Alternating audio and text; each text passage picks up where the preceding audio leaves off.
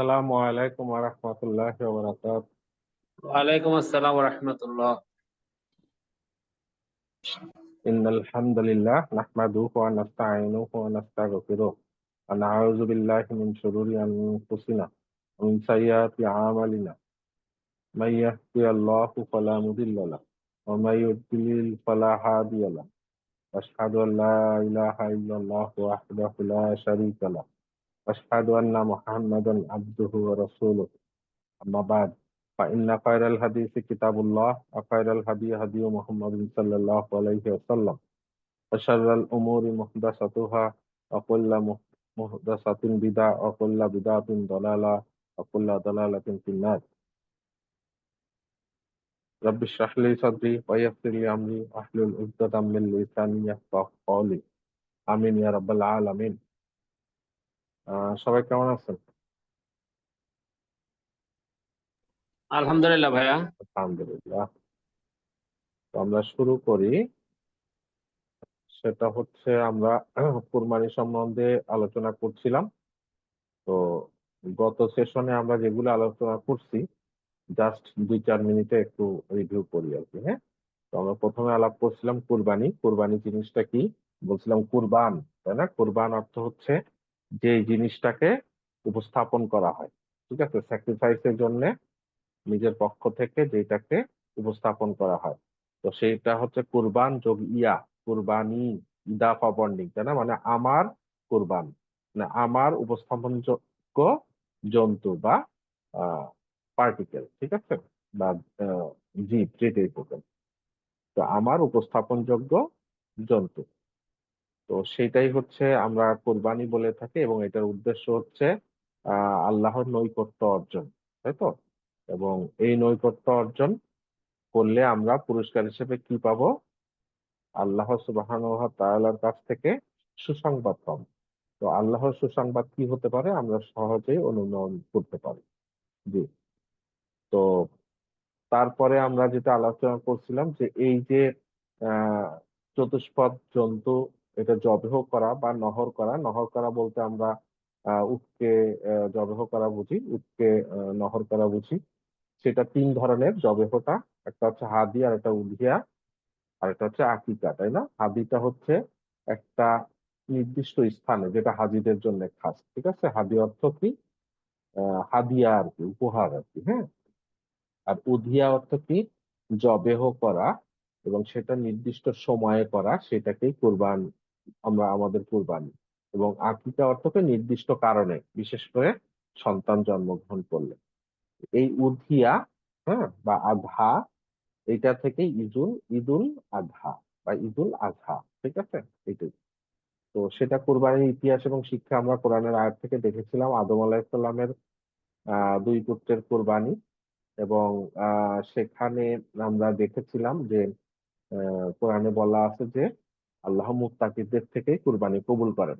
তো মুত্তাকি কি, সেটা আমরা বুঝতে পারি যে যার তাকওয়া আছে। তাকওয়া কি? যে পরকালীন উদ্দেশ্যে যথাযথ ব্যবস্থা গ্রহণ করে বা কনসাসনেস নিজের মধ্যে অবলম্বন করে, এটাই হচ্ছে তাকওয়া অবলম্বন। সে যে করে সে হচ্ছে মুত্তাকি। এই মুত্তাকি ব্যক্তিদের কুরবানি কবুল হয়ে থাকে। তারপরে আমরা ইসমাইল আলাহিসাল্লাম এবং তার পিতা ইব্রাহিম আলাহিসাল্লাম এবং ইসমাইল আলাহিসাল্লামের যে বিষয়টা কোরআনে বলা আছে সূরা আস-সাফফাতে, সেটা আমরা বর্ণনা করছি, এবং সেখান থেকে আমরা জানি যে পিতা পুত্র আনুগত্য প্রকাশ করলো আল্লাহর কাছে। হ্যাঁ। তো এটা শিক্ষণীয় বিষয় যে আনুগত্য প্রকাশ করা, এবং এটা কুরবানির একটা আহ কি বলেন, যে একটা অনুসর্গ, ঠিক আছে, এবং তাকওয়া অর্জন এবং আনুগত্য প্রকাশ করা। তো সেটা আমরা জানি কোরআনের বিভিন্ন জায়গায় বলা আছে, ইন্নাস সালাতি ওয়া নুসুকি ওয়া মাহইয়া ওয়াল মামাতি লিল্লাহি রাব্বিল আলামিন। হ্যাঁ, যে আল্লাহ বলতেছেন রাসূল সাল্লাল্লাহু আলাইহি ওয়াসাল্লামকে যে সালাত, কুরবানি, জীবন এবং মরণ আল্লাহর জন্যই, ঠিক আছে। এবং আমরা আরো জানি সূরা কাউসারে বলা আছে নহর করা মানে কুরবানি করা। এবং এটা জানার চেষ্টা করছি যে কুরবানি ওয়াজিব অথবা সুন্নত, যে নামেই রাখি, আসলে জিনিসটা তাকিদপ্রাপ্ত এবং আমাদেরকে দেওয়ার কথা বলা হয়েছে। সো আমরা যেভাবেই বলি সেভাবে কিছু আমরা দলিল দেখছিলাম যে আসলে এটা আল্লাহর নির্দেশ যে কোরবানি করো, এবং সেটা নিয়ে আমরা বিস্তারিত আলোচনা করছি। তো আমরা যে নামেই ডাকি, যদিও দুই ধরনের মত আছে, আমরা যে নামেই ডাকি আলটিমেটলি আমরা কোরবানি করবো ইনশাল্লাহ, এবং এখান থেকে আল্লাহর সুসংবাদ গ্রহণ করব। তো এগুলা নিয়ে আমরা আলাপ করছি। এরপরে কুরবানির ফজিলত নিয়ে আমরা ফাইনালি আলোচনা করছি গত ক্লাসে, যে কুরবানির ফজিলত কি, আল্লাহর কাছ থেকে আমরা কি সুসংবাদ পাবো, এবং সেইটা বিনীতদেরকে সুসংবাদ দেওয়া, মানে কুরবানি দেওয়া হচ্ছে আমরা বিনীত হব এটার মাধ্যমে, এবং সেইটার কারণেই আল্লাহ আমাদেরকে সুসংবাদ দিতে বলছে। আল্লাহ রাসূলুল্লাহ সাল্লাল্লাহু আলাইহি ওয়াসাল্লামকে বলছে যে তুমি সুসংবাদ দাও যারা কোরবানি দেয়। তো এবং সেইটা এটাও বলা হয়েছে যে তুমি সৎকর্মশীলদের সুসংবাদ দাও। এখানে অর্থ হচ্ছে যে কুরবানি দিল সে হচ্ছে সৎকর্মশীল, তাকে উল্লেখ করা হয়েছে এবং তার জন্য সুসংবাদের কথা বলা হয়েছে। তো এই পর্যন্ত আমরা আলোচনা করছিলাম। আজকে আমাদের নতুন বিষয় নিয়ে একটু আলোচনা করি, যে এই যে কুরবানিটা আমরা দিব, যার ফজিলত আমরা আল্লাহর কাছ থেকে সুসংবাদ পাবো, নিজেরা বিনীত হব এবং নিজেরা সৎকর্মশীল হব এর মাধ্যমে। তো এইটার কি করলে এটা কবুল হবে, কবুল না হলে তো এটা আমরা সুসংবাদটা পাচ্ছি না। তো কুরবানিটা কিভাবে বিশুদ্ধ হবে, দ্যাট মিনস কিভাবে কবুল হবে, বিশুদ্ধ হইলেই কবুল হবে, তাই না? তো কবুল হতে গেলে আমাদের কি কি নির্দেশনা কোরআন হাদিসে দেওয়া আছে সেটা আমরা একটু দেখার চেষ্টা করি। তো প্রথমত হচ্ছে আমরা দেখব যে আমাদের ইখলাস থাকতে হবে। কুরবানি যখন দিব আমাদেরকে কি থাকবে, আমাদের মধ্যে ইখলাস থাকবে। সেই ইখলাসের সহিত আমরা কোরবানিটা দিব। এখন ইখলাস বলতে আমরা কি বুঝি, কুরবানিতে আমরা ইখলাস বলতে কি বুঝি, যে এই কুরবানিটা হবে শুধুমাত্র আল্লাহর জন্য।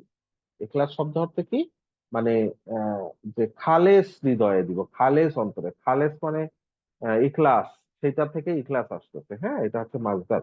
দ্যাট মিনস হচ্ছে একনিষ্ঠ ভাবে শুধুমাত্র আল্লাহর জন্য, আর কিছুই আমাদের মাথায় থাকবে না। তা আমাদের সর্বোচ্চ পছন্দটা চেষ্টা করব আমাদের যে সামর্থ্য অনুযায়ী, সেই জিনিসটা শুধুমাত্র আল্লাহর জন্য, আমাদের উদ্দেশ্য নিয়ত আল্লাহকে খুশি করব, সো দ্যাট তার কাছ থেকে আমরা সুসংবাদ পাই।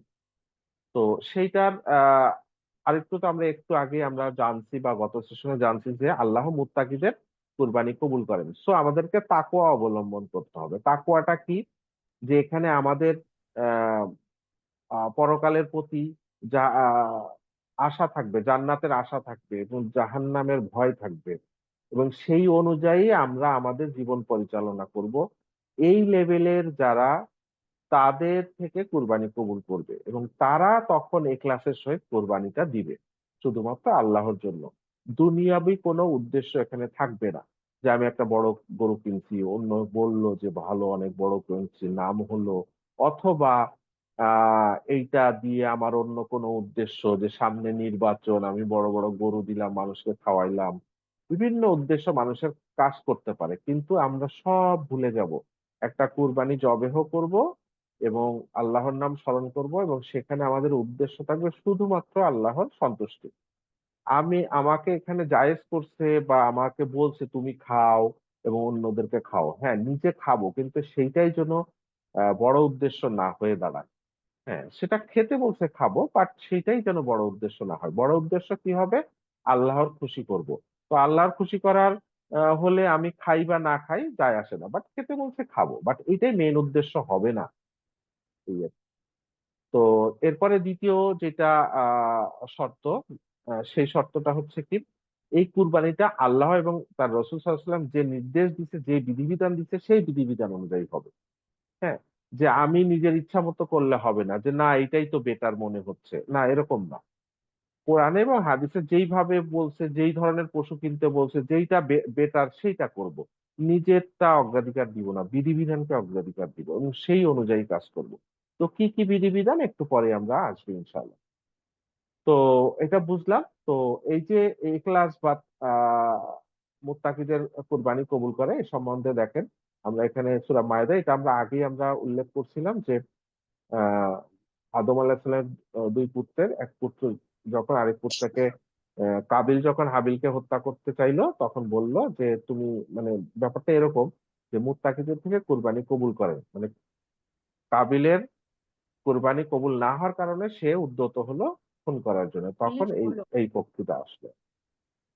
ঠিক আছে। তো এটা আমরা জানলাম যে মুত্তাকি থেকে কুরবানি কবুল হয়, এটা আমরা আগেও জানছি। আর আরেকটা হচ্ছে যে যে এটা তাকওয়া তাকওয়া অর্জনের মাধ্যমেই আমরা এই মুত্তাকি হতে পারি এবং এটা ইখলাসটা আমাদের মধ্যে আসতে পারে। আচ্ছা, এখন আমরা আলোচনা করার চেষ্টা করব কোন ধরনের পশু দিয়ে কুরবানি দিতে হবে। যেটা বলছিলাম যে কোরআন এবং হাদিস অনুসারে দ্যাট মিনস আল্লাহ এবং রসুলের নির্দেশ মোতাবেক আমরা আলটিমেটলি আল্লাহর নির্দেশ মোতাবেক আমরা কোরবানি দিব। তাহলে কোন ধরনের পশু দিব, কি পশু দিব, এবং সেটা কি পশু দিব এটা তো আমাদের বলা আছে, কোরআনে বলা আছে কি বাহিমাতিল আনআম, তাই না? তার মানে কি চতুষ্পদ এবং গৃহপালিত। এটা হবে গৃহপালিত চতুষ্পদ, মানে 4 পা বিশিষ্ট এবং সেটা গৃহপালিত, দুইটা কন্ডিশনে আসতে হবে। এখন 4 পা বিশিষ্ট কি কি আছে? উট আছে, গরু আছে, তাই না? খাসি আছে, ভেড়া আছে, মেষ আছে। আর 4 পা যেমন হরিণও আছে, হরিণ তো আমরা খাই, তাই না? হরিণের মাংস খাই, কিন্তু হরিণ দিয়ে হচ্ছে না, কেন হচ্ছে না? এটা গৃহপালিত না, তাই না? ওই যে বাহিমাতিল আনআম, তার মানে গৃহপালিত হতে হবে। এই যে এখানে দেখেন বাহিমাতিল আনআম, ঠিক আছে, মানে ভাইয়া কেউ গৃহপালিত যদি হরিণ পালে ভাইয়া কেউ যদি হরিণ পোষ মানায় তারপরে এটাকে করতে ইয়ে হবে। করে হবে? হ্যাঁ, না হবে না এই জন্যে যে বেসিক্যালি সে গৃহপালিত না, তাকে গৃহপালিত বানানো হচ্ছে, ঠিক আছে, কিন্তু সে বেসিক্যালি কিন্তু গৃহপালিত না, সে বনের বনের মধ্যেই থাকে। সো কিন্তু অন্যান্য কেউ যদি অন্যান্য পালেও পোষ মেনেও যায়, জি, তারপরেও এটা না হওয়ার পক্ষেই মত বেশি। ঠিক আছে, এবং এটা হবে না, এটাই বিশুদ্ধ মত। কারণ কিন্তু তাকে হয়তো পোষ মানানো হয়েছে, বাট সে আসলে গৃহপালিত বলে সে স্বীকৃত না, তাকে বানানো কিন্তু হয়েছে। ভাইয়া ভাইয়া গরু ছাগল এগুলা কি মানে গৃহপালিত সৃষ্টির এগুলো, শুরু হ্যাঁ, থেকে কি প্রবলিত ছিল? এগুলা গৃহপালিতই অলওয়েজ, এটা সবসময় গৃহপালিতই। হ্যাঁ, এগুলা বনে বনে ঘুরে বেড়াবে এরকম না, হয়তো দু একটা থাকতে পারে জাত, বাট বেসিক্যালি এগুলা আপনার মানুষের সংস্পর্শেই থাকে এরা। ঠিক আছে, এরা যেখানে মানুষ বাস করে সেই এলাকায় থাকবে, হয়তো দুই একটা কি বলে প্রজাতি থাকতে পারে গরুর মধ্যেই বা ছাগলের মধ্যে, বাট বেসিক্যালি এই জন্তুগুলা হচ্ছে মানুষের সংস্পর্শে লোকালয়েই থাকে। হরিণ লোকালয়ে থাকে না, এদেরকে জোর করে ধরে রাখা হয়। ব্যাপারটা হয়তো এরকম আর কি। হ্যাঁ, তো যাই হোক আমরা এটা বুঝলাম যে বাহিমাতিল আনআম চতুষ্পদ জন্তু হবে এবং সেটা হবে গৃহপালিত। আচ্ছা, আর কি আছে এখন? তাহলে এই চতুষ্পদ জন্তুর মধ্যে কি কি আছে? যেমন আছে বুদনা, আল বুদনা, তাই না? হুম, আল বুদনা, ঠিক আছে। এই যে সূরা হজের 36 নম্বর আয়াতে দেখেন বলা আছে আল বুদনা, মানে এটা হচ্ছে উট, কুরবানির উটকে বলা হচ্ছে আল বুদনা। তাহলে উট দিয়ে হচ্ছে। তারপরে আমরা পুরা খুব সূক্ষ্ম বিশ্লেষণে যাব না, জাস্ট নামগুলা দেখি। তারপরে দেখেন এই যে হাদিসে আছে, হ্যাঁ, এই যে বাদনাতা, হ্যাঁ, বাদনাতা, আর একটা কি আছে, বাকারা। এখানে আজকে উট এবং গরু, তাই না? তাহলে দুইটা পাইলাম। এরপরে দুম্বা আছে, হ্যাঁ, কাপসিন, কাপসিন, এই যে দুম্বা। তারপরে আছে দেখেন আরেক হাদিসে দেখবেন মেষ আছে, এই যে দন, দন, মেষ, মেষ, মেষ বাচ্চা, মেষ শাবক আর কি। হ্যাঁ, তার মানে কি? তারপরে আছে কি গনামুন, গনামুন মানে কি? গনামুন মানে কি? ছাগল, বকরি, এগুলো আর কি। হ্যাঁ, বকরি, হ্যাঁ। তারপরে এইগুলা দিয়ে হবে। তো যেগুলার উল্লেখ আছে আর কি, হ্যাঁ, গৃহপালিতের মধ্যে যেগুলা উল্লেখ আছে তার বাইরে যাব না। তার কেন যাব না? যে আল্লাহ রসুলের নির্দেশ মতোই হতে হবে, তাহলেই মানে এটা একটা শর্ত। তা কোরআন হাদিসে যেগুলো আছে এর বাইরে আমরা যাব না। হ্যাঁ, হয়তো ইয়ের কথা বলা যেতে পারে, যেমন কি বলে ওটা, আহ, গরুর আরেকটা কি জানি, মহিষ, তাই না? মহিষ। তো মহিষটা আহ, বেশিরভাগের মত এটা কোরবানি হবে, কিন্তু কিছু মত আছে যে এটা না করাটাই উত্তম, বিকজ এটার নামটা উল্লেখ নাই, বাট গরুর জাতি বলতে পারেন, বাট একটু একটু একটু ডিফারেন্স আছে আর কি। হ্যাঁ, এই আর কি। তো আমরা যখন পাবো না তখন হতে পারে, যখন গরু ছাগল এগুলো অ্যাভেলেবেল, তখন কেন মহিষে যাব, এটা হচ্ছে বিষয়। তো হবে না সেটা আমি বলছি না, বাট কেন যাব যেখানে বাকিগুলো অ্যাভেলেবেল। হ্যাঁ, তো তাই এখন যদি এরকম হয় এটা দাম কম গোশ বেশি হবে, তাহলে তো আমার এই ক্লাসটা চেঞ্জ হয়ে যাচ্ছে, তাই না? তো আমি বলছি না হবে না, বাট কেন করবো এটা দিয়ে, এটা কোশ্চেন। আচ্ছা, আর কিছু পশু আছে এগুলা দিয়ে কুরবানি হবে না, জায়েজই নাই। কি আছে সেগুলা উল্লেখ করা আছে কোনগুলা দিয়ে কোরবানি হবে না। কি হবে না দেখে যাক আমরা হাদিসে কি বলছে, একদম স্পষ্ট। অনেকগুলা হাদিসে আসছে এটা, হ্যাঁ। মিশকাতে উল্লেখ আছে, মিশকাতের হাদিসটা উল্লেখ করছি, বাট এটা অনেক জায়গায় আছে। আবু দাউদে আছে, তিরমিজিতে আছে, নাসাই আছে, ইবনে মাজাহ আছে, মুয়াত্তা মালিক আছে, হ্যাঁ। মুসনাদে আহমদে আছে, অনেক জায়গায় আছে, হ্যাঁ। ইবনে হিব্বানে আছে, অনেক জায়গায় আছে। তো এখানে বলছে রাসূল সাল্লাল্লাহু আলাইহি ওয়াসাল্লাম তার হাত দিয়ে 4টা আঙ্গুল দিয়ে দেখায় বলছে, তার হাতের 4 আঙ্গুল দেখায় বলছে যে 4 ধরনের পশু দিয়ে তোমরা বেঁচে থাকো কুরবানিতে। মানে এই 4 ধরনের থেকে তোমরা বেঁচে থাকো কুরবানির জন্য। কি কি? যে পশু স্পষ্ট খোঁড়া, যে পশু খোঁড়া, খোঁড়া মানে কি একদম স্পষ্ট খোঁড়া, মানে এরকম কোনো, মানে একেবারেই খোঁড়া। স্পষ্ট মানে এখানে হয়তো স্পষ্ট শব্দ ব্যবহার করা হয়েছে অনুবাদে, বাট একেবারেই খোঁড়া, হাঁটতে পারে না এরকম আর কি, হ্যাঁ, হাঁটতেই পারে না। আর এটা কি স্পষ্ট কানা, দেখতেই পারে না। এখানে হয়তো স্পষ্ট শব্দ দিয়ে আবার ডিফারেন্স মিনিং হচ্ছে কিনা, মানে কানা, সে দেখে না সোজা কথা আর কি, হ্যাঁ। যদি অল্প অল্প দেখে সেটা অন্য মাসালা। খোঁড়া, খোঁড়ায় হাঁটতে পারে সেটা অন্য মাসালা, ঠিক আছে। ধরেন খোঁড়াইতে খোঁড়াইতে আপনি এখান থেকে খোঁড়াইতে খোঁড়াইতে 100 গজ দূরে যাইতে পারলো বা 200 গজ দূরে যাইতে পারে, বা খোঁড়াইতে খোঁড়াতে যাচ্ছে, এটা স্পষ্ট খোঁড়া না। খোঁড়া মানে হাঁটতেই পারে না, হ্যাঁ, দাঁড়াই থাকে, মানে 2 কদমও যেতে পারছে না, এটা হচ্ছে স্পষ্ট খোঁড়া। আর স্পষ্ট কানা, তার মানে কি একেবারে কানা, সে আর দেখতে পারে না, কিন্তু একটু দেখে, মোটামুটি একটু না, এক চোখ দেখে, এক চোখ দেখে না, বা এক চোখ একটু অল্প দেখে, আরেক চোখ পুরা দেখে, এরকম কানা, সেটা হয়তো মাকরু হতে পারে, বাট এটা একেবারে হারাম না। But স্পষ্ট কানা হলে সেটা চলবে না। আর কি? যে পশু একেবারে রোগা, খুবই রোগা এবং দুর্বল, একেবারে নড়তে পারে না, খোঁড়াও না, কানা না, কিন্তু এমন দুর্বল মানে নড়ে চড়ে না, হ্যাঁ, একেবারে খুবই রোগা, হ্যাঁ, বিভিন্ন ধরনের রোগ থাকে না, নাল পড়তেই আছে, হ্যাঁ, খেতে পায় না, বা খাইলেও পাতলা পায়খানা করতেই আছে দীর্ঘদিন ধরে, সারে না, হ্যাঁ, তারপরে ধরেন ঘা পাসরা হয়ে রইছে, চামড়া টামড়া কেমন জানি হয়ে গেছে, এই যে রোগা দুর্বল এগুলো, ঠিক আছে। তো এটা স্পষ্ট ডিফাইন করা মুশকিল, জাস্ট নিজেই বুঝতে পারবেন রোগা দুর্বল। আরেকটা হচ্ছে কি, যে পশুর হাড়ের মজ্জা নেই এবং একেবারে শুকায় গেছে। কিছু গরু আছে না দেখবেন, গরু বা ছাগল বা উট খুব শুকায় গেছে, একদম পাঁজরের হাড় টাড় দেখা যাইতেছে, মানে এমনি তো হয়তো বোঝা যায় অনেকগুলা, সেটা হয়তো অসুবিধা না, বাট একেবারে শুকায় গেছে, মনে করছে যে হাড্ডি ছাড়া কিছু নাই, বা একেবারে হাড্ডি হয়তো অল্প কিছু মাংস থাকতে পারে, শুধু হাড় আর হাড়, এরকম দেখাই বোঝা যাচ্ছে, হ্যাঁ। তো এই এই যে 4টা ধরন, এই 4টা ধরন থেকে বেঁচে থাকতে হবে কোরবানি দিতে গেলে। এটা তো স্পষ্ট হয়েছে, এখানে কারো কোনো প্রশ্ন থাকলে বলতে পারে। জাস্ট এগুলা নিজে বুঝে নিবেন যে আসলে কোনটা হওয়া উচিত না, ঠিক আছে। তো এইগুলা, এরপরে আপনি কিছু আছে যে উত্তম নয়, জায়েজ আছে কিন্তু উত্তম না, ঠিক আছে, জায়েজ করতে পারবেন। যেমন আমরা হাদিস থেকে জানি যে উম, যে বলতেছে যে আহ, বলতেছে যে একজন জিজ্ঞেস করতেছে যে আহ, মানে আলী রাদিয়াল্লাহু আনহু বলতেছে যে 7 জন থেকে 7 জন ব্যক্তি পর্যন্ত একটা গরুতে অংশীদার হতে পারে, একটা বর্ণনা বলছে। তখন হুজাইয়া বলতেছে যে আচ্ছা যদি আহ, বাচ্চা থাকে, মানে কি বলে ওই যে, আরে বকনা গরু আর কি, হ্যাঁ, বকনা গরু বা এগুলাতে যদি বাচ্চা থাকে তখন কি হবে, হ্যাঁ। তখন বলছে বাচ্চাটাকেও এর সাথে জবেহ করে দাও, হ্যাঁ। এবং যদি বলে যে খোঁড়া হয়, গরুটা যদি খোঁড়া হয়, ওই যে খোঁড়ার কথা বলো, স্পষ্ট খোঁড়া, তো স্পষ্ট খোঁড়া না, একটু একটু হাঁটতে পারে, এটা বোঝাচ্ছে এখানে। তখন বলতেছে যেখানে কুরবানি দেয়া হবে সেখানে পর্যন্ত যদি হেঁটে যেতে পারে তাহলে অসুবিধা নেই। তারপরে বলতেছে যদি শিং ভাঙা হয়, তখন বলতেছে শিং ভাঙা হইলেও অসুবিধা নাই, হ্যাঁ। এবং বলতেছে আমরা যেন পশুর 2 চোখ এবং 2 কান ভালোভাবে দেখে নেই কেনার সময়।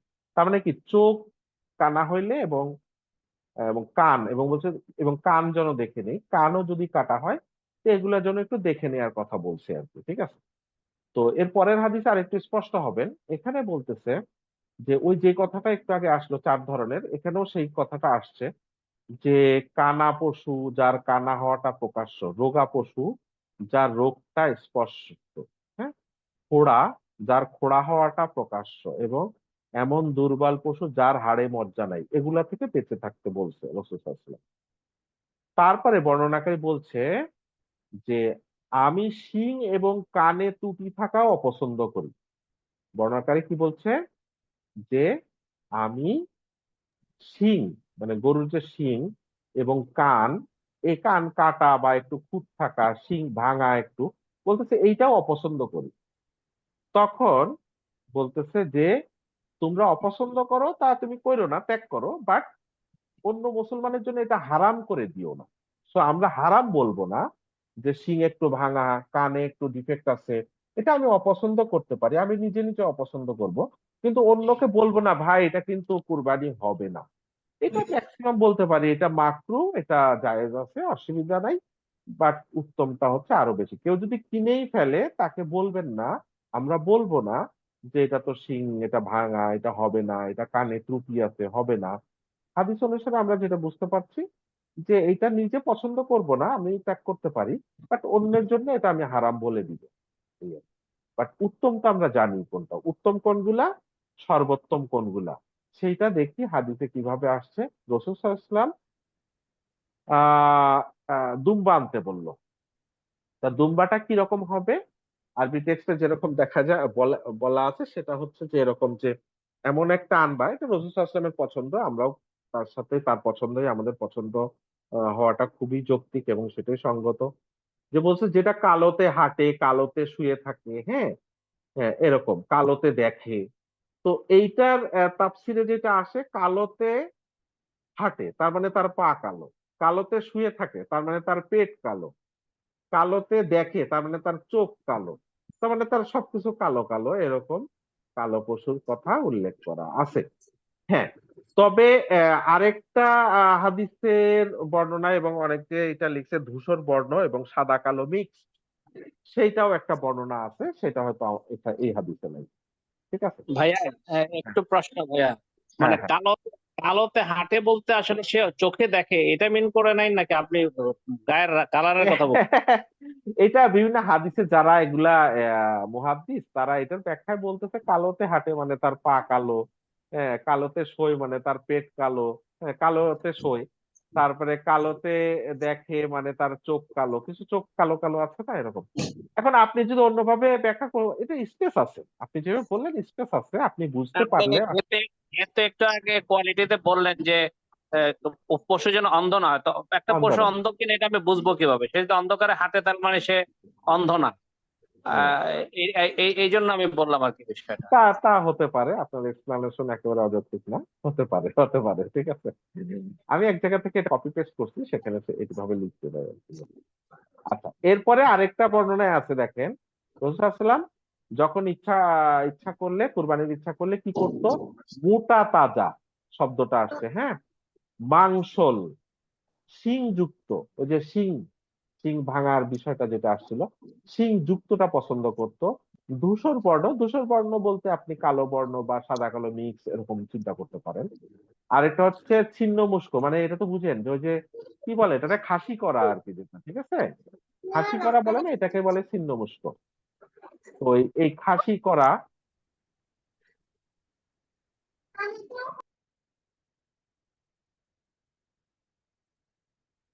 হ্যাঁ, তো এই যে খাসি করা, তাহলে কি হচ্ছে, মোটা তাজা, একটু মোটা তাজা পছন্দ করতে পারেন, মাংসল, মাংস বেশি হবে এরকম গুলা পছন্দ করবেন।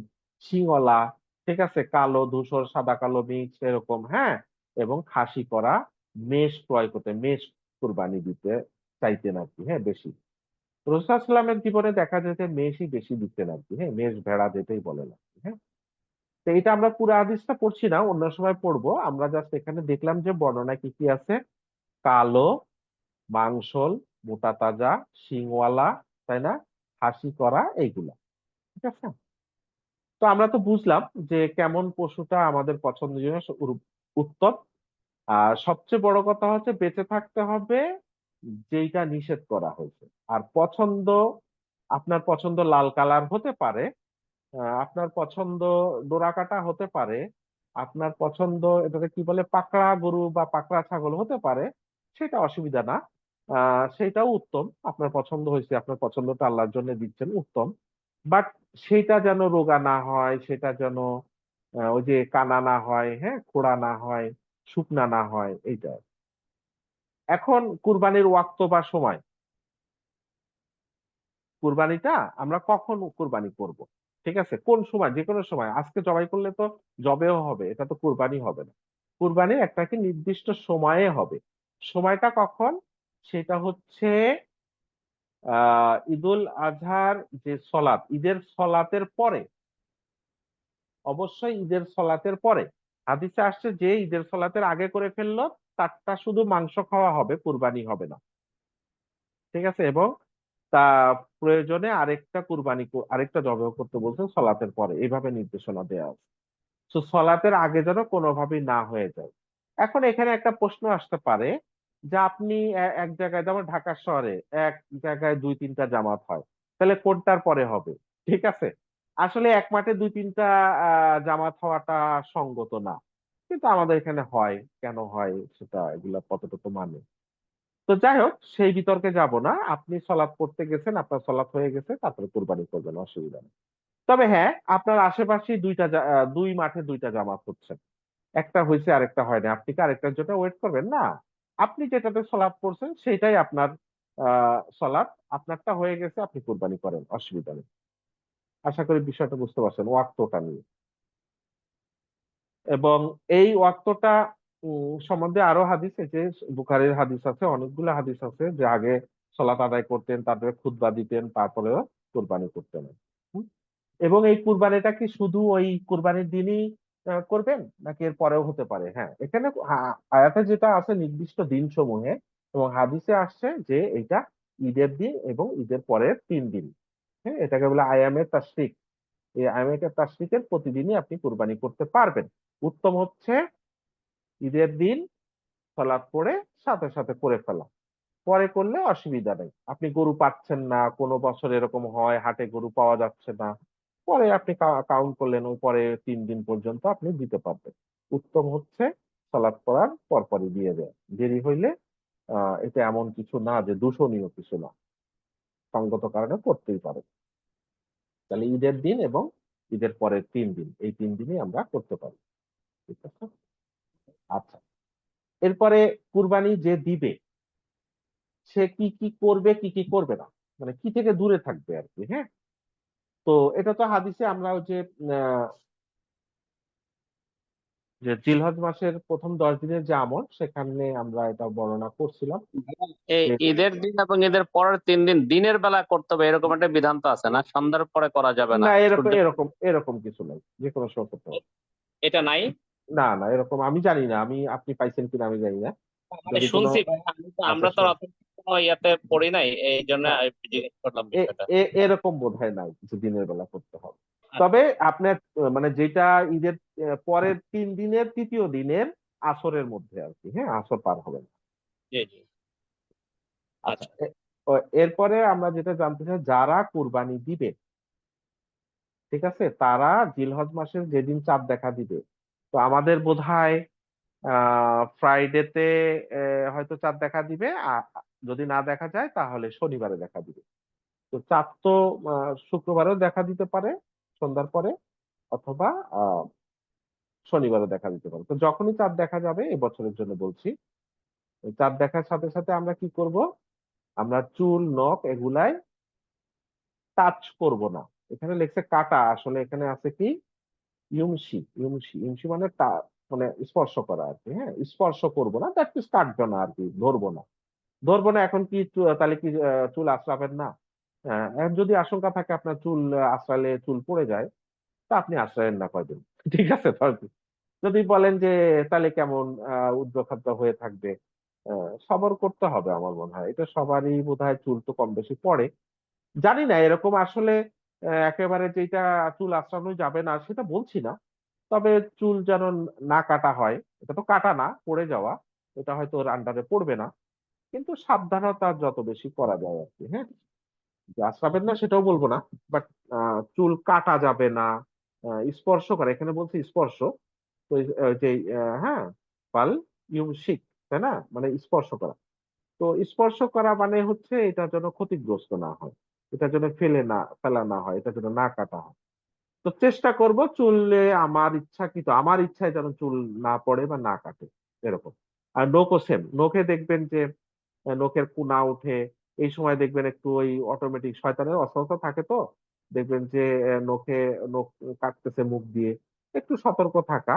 যদি ভুলে ভালে হয়ে যায়, খুব বেশি অস্থির হওয়ার দরকার নেই, যে হয়ে গেছে, আপনার ইচ্ছাকৃত করেন নাই, বাট চেষ্টা করব যে আমরা এটা যেন না হয়।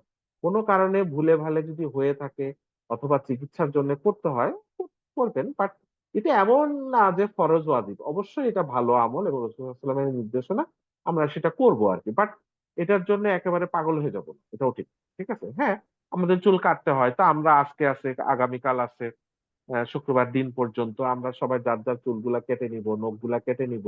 ঠিক আছে, একটু রেডি হব আর কি। তো একদিন বোধহয় ওই যে আক্তার ভাই প্রশ্ন করছিলেন যে যে কুরবানি দিল সে তো এটা করলো না, অন্যেরা কি করবে আর কি, হ্যাঁ, যারা ফ্যামিলির অন্য সদস্যরা। তো অন্য সদস্যরাও এটা করতে পারেন, পালন করতে পারেন।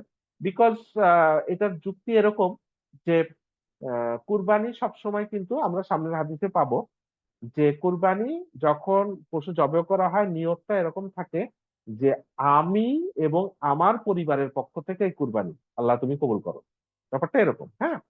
এবং রাসূলুল্লাহ সাল্লাল্লাহু আলাইহি ওয়াসাল্লাম এই দোয়াটা পড়তো, যে বিসমিল্লাহ আল্লাহু আকবার বলতো, অ্যাজ ওয়েল এজ কি বলতো, যে বিসমিল্লাহ আল্লাহুম্মা তাকাব্বাল মিন্নি ওয়া আহলি বাইত আর কি, ঠিক আছে, এরকম করে। সো তার মানে হচ্ছে যে অমিন আহলে বাইত, তার মানে হচ্ছে আমার এবং আমার পরিবারের পক্ষ থেকে। এখন পরিবার এখানে ব্যাখ্যায় আছে, অনেকে বলে সেটা যৌক্তিক, যে পরিবারের সবে অংশীদার হইলো, বাট কুরবানি ওই ব্যক্তি দিল, বাকিরা সব সবের অংশীদার হলো, ঠিক আছে। সো সেই হিসাবে আপনারা যারা কোরবানি দিচ্ছে না পরিবারের সদস্যরা, তারা হয়তো কাটতে পারে, তারপরও আমলটা করতে পারেন, যেহেতু তারাও তাদের পক্ষ থেকে কুরবানি সওয়াব হচ্ছে, একই সাথে যেহেতু তাদের পক্ষ থেকে, তারাও করতে পারে আমলটা ইচ্ছা করলে। জি। আচ্ছা ভাইয়া, এখানে পরিবারের পক্ষ থেকে কোরবানি করছে এটা নিয়ত করলাম, কিন্তু আমার পরিবারের সদস্য সংখ্যা যদি 7 জনের বেশি হয়, 7 জনে, সেক্ষেত্রে 100 জন হইলেও অসুবিধা নেই। কিন্তু কোরবানি যে একটা গরু বা উট 7 জনের শরীকে দেওয়া যায়। সেটা ভাগের আহ, মাসালা, সেটা ভাগের মাসালা, ও সেটা ভাগের মাসালা, বাট আপনি কুরবানি আপনি এবং আপনার পরিবারের পক্ষ থেকে, পরিবারের যত সদস্য হোক, কোনো কিছু যায় আসে না। রাসূলুল্লাহ তাই, সাল্লাল্লাহু আলাইহি কিন্তু ওয়াসাল্লাম একটা 2টা একটা কুরবানি দিত, পরিবারের একটা পরিবারের একাধিক সদস্যের যদি কোনো আপনার অসুবিধা নেই। না মানে মালে নিসাব হয়, সেক্ষেত্রে তো যিনি মালে নিসাব তার জন্য তো এটা ওয়াজিব। তো এরকম সদস্য যদি ধরেন 8 জন হয়, সেক্ষেত্রে তো একটা গরু দিয়ে কোরবানি হবে না, ঠিক না? নাকি তখন না না, 8 জনের 8টা তারা গরু? তারা দিতে পারে আরেকজন, যদি ধরেন আপনার একটা পরিবারে 7 জন সদস্য আছে বা 10 জন সদস্য আছে, 10 জনের মধ্যে 4 জন দেওয়ার মতো সামর্থ্য রাখে, ঠিক আছে, তো জি। 4 জন দিতে পারে। এখন এটার বিভিন্ন ধরনের স্পষ্ট করে এরকম আসে নাই, এক পরিবারের থেকে একটা কুরবানি, এইভাবে রাসূলুল্লাহ সাল্লাল্লাহু আলাইহি ওয়াসাল্লাম বলছে। এখন যেহেতু 4 জন সামর্থ্য আছে, 4 জনই দিতে পারে, বাট 4 জনকে দেওয়াটা ওইভাবে বাধ্যতামূলক কিনা সেভাবে স্পষ্ট বর্ণনা আসে নাই, তবে যেহেতু তাদের সামর্থ্য আছে, তারা দেয়াটাই সঙ্গত। আর অনেক মুহাদ্দিস বলছে যে একটা পরিবার থেকে একটা দিলেই সেই ওয়াজিবটা বা বাধ্যবাধকতাটা পার হয়ে যায়, তবে সবাই দেয়া এটা সঙ্গত এবং যৌক্তিক আর কি। এটা নিয়ে স্পষ্ট ওইভাবে বলা নাই। আর যদি মনে করেন এটা হচ্ছে সামর্থ্য থাকলে দিল, অসুবিধা নাই। আর যদি সামর্থ্য নাই কিন্তু সদস্য সংখ্যা 7 কেন 10 12 যাই হোক, কোনো অসুবিধা নেই, একটা দিয়ে কভার করবে। এবং রাসূল সাল্লাল্লাহু আলাইহি ওয়াসাল্লাম যখন ইচ্ছা করতেন, একটু আগের হাদিসে দেখছেন যে 2টা দুম্বা আনতেন, একটা বলতেন যে আমার এবং আমার পরিবারের পক্ষ থেকে, কে বলতো? রাসূল সাল্লাল্লাহু আলাইহি ওয়াসাল্লাম, যে তার এবং তার পরিবারের পক্ষ থেকে, এবং আরেকটা বলতো তার উম্মতের পক্ষ থেকে, যারা ঈমান আনছে তাদের পক্ষ থেকে। তা উম্মতের তো শেষ নাই, সেখানে তো 7 না, সেখানে তো অসংখ্য। হ্যাঁ, আমরা উম্মতের পক্ষ থেকে দিচ্ছি না, বাট তিনি দিচ্ছেন। তো সংখ্যাটা এটা ম্যাটার করে না, সংখ্যাটা বিষয়। আচ্ছা, এরপরে আমরা আহ, ভাইয়া, আপনি অ্যালাউ করলে আরেকটা আমি এই বিষয়টা ক্লিয়ার করতে অবশ্যই চাই। অবশ্যই অবশ্যই। সেটা হচ্ছে যে ধরেন আমার ফ্যামিলি মেম্বার 4 জন, আমি, হুম। আমার ওয়াইফ, আমার 2 বাচ্চা। হুম এখন আমার বাচ্চারাও কামাই করে না, আমার ওয়াইফও ধরেন তার নিজস্ব মালে নিসাব না, আমি একলাই মালে নিসাব। তো আমি একটা গরু কিনলাম, হুম আমি একটা খাসি কিনলাম, মনে করেন একটা খাসি একজনেই দিতে পারবে। হুম বাট আমি যখন একটা খাসি কোরবানি করলাম, আমার জন্য ওয়াজিব আদায় হলো, কিন্তু আমি আমার পরিবারের পক্ষ থেকে বলার অর্থ হচ্ছে যে আমি সবটা আমার পরিবারের সবাইকে শেয়ার করলাম। হুম হুম আর আর আর যদি আমার ধরেন আমার ৩ জন মালে নিসাব, কিন্তু হুম ফ্যামিলি মেম্বার হচ্ছে ১০ জন। হুম এখন এই ৩ জনে মিলা কন্ট্রিবিউট করে একটা গরু কেনা হইলো। তো হুম সেই ক্ষেত্রে তো কোনো সমস্যা নাই। কারণ ৭ জনের সর্বোচ্চ ৭ জন একটা গরু দিতে পারে। ৩ জন একটা গরু দিল এবং তারা বলল যে আমরা পুরো পরিবারের পক্ষ থেকে করলাম। সেক্ষেত্রে হ্যাঁ সবটা বন্টন হলো ১০ জনের মধ্যে। কিন্তু আ কোরবানিটা ওয়াজিব আদায় হলো এই হুম। ৩ জনের জন্য। বিষয়টা এরকম কিনা? হ্যাঁ নাকি? হ্যাঁ হতে পারে, ঠিক আছে, অসুবিধা নেই, অসুবিধা নেই, ঠিক আছে, আচ্ছা, ঠিক আছে। আপনারটা জাস্টিফাইড। আচ্ছা, এরপরে আমরা আসি যে কোরবানির পশু জবেহ করার নিয়ম। হ্যাঁ, তো কিভাবে জবেহ করবেন, কে জবেহ করবে, সেগুলো নিয়ে আমরা একটু দেখি হাদিস কোরআনে কিরকম আছে, হাদিসে কি আছে। এই হাদিসটা আমরা এখানে অ্যারাবিক টেক্সট আনি নাই, কারণ হাদিসটা অনেক লম্বা। এই হাদিসটা হচ্ছে আপনার ওই যে হজের যে হাদিসটা আর কি। হ্যাঁ, তো ওইখানে একটা হজে আমরা কোরবানি নিয়ে আলোচনা করছি, ওটাও জবেহ হাদি, সেই হিসেবে ওই বর্ণনাটা এখানে জুৎসই হবে। যে রাসূল সাল্লাল্লাহু আলাইহি ওয়াসাল্লাম কি করলো, বিদায় হজে কিন্তু ১০০টা পশু জবাই করছেন। হ্যাঁ, কোরবানি দিছে।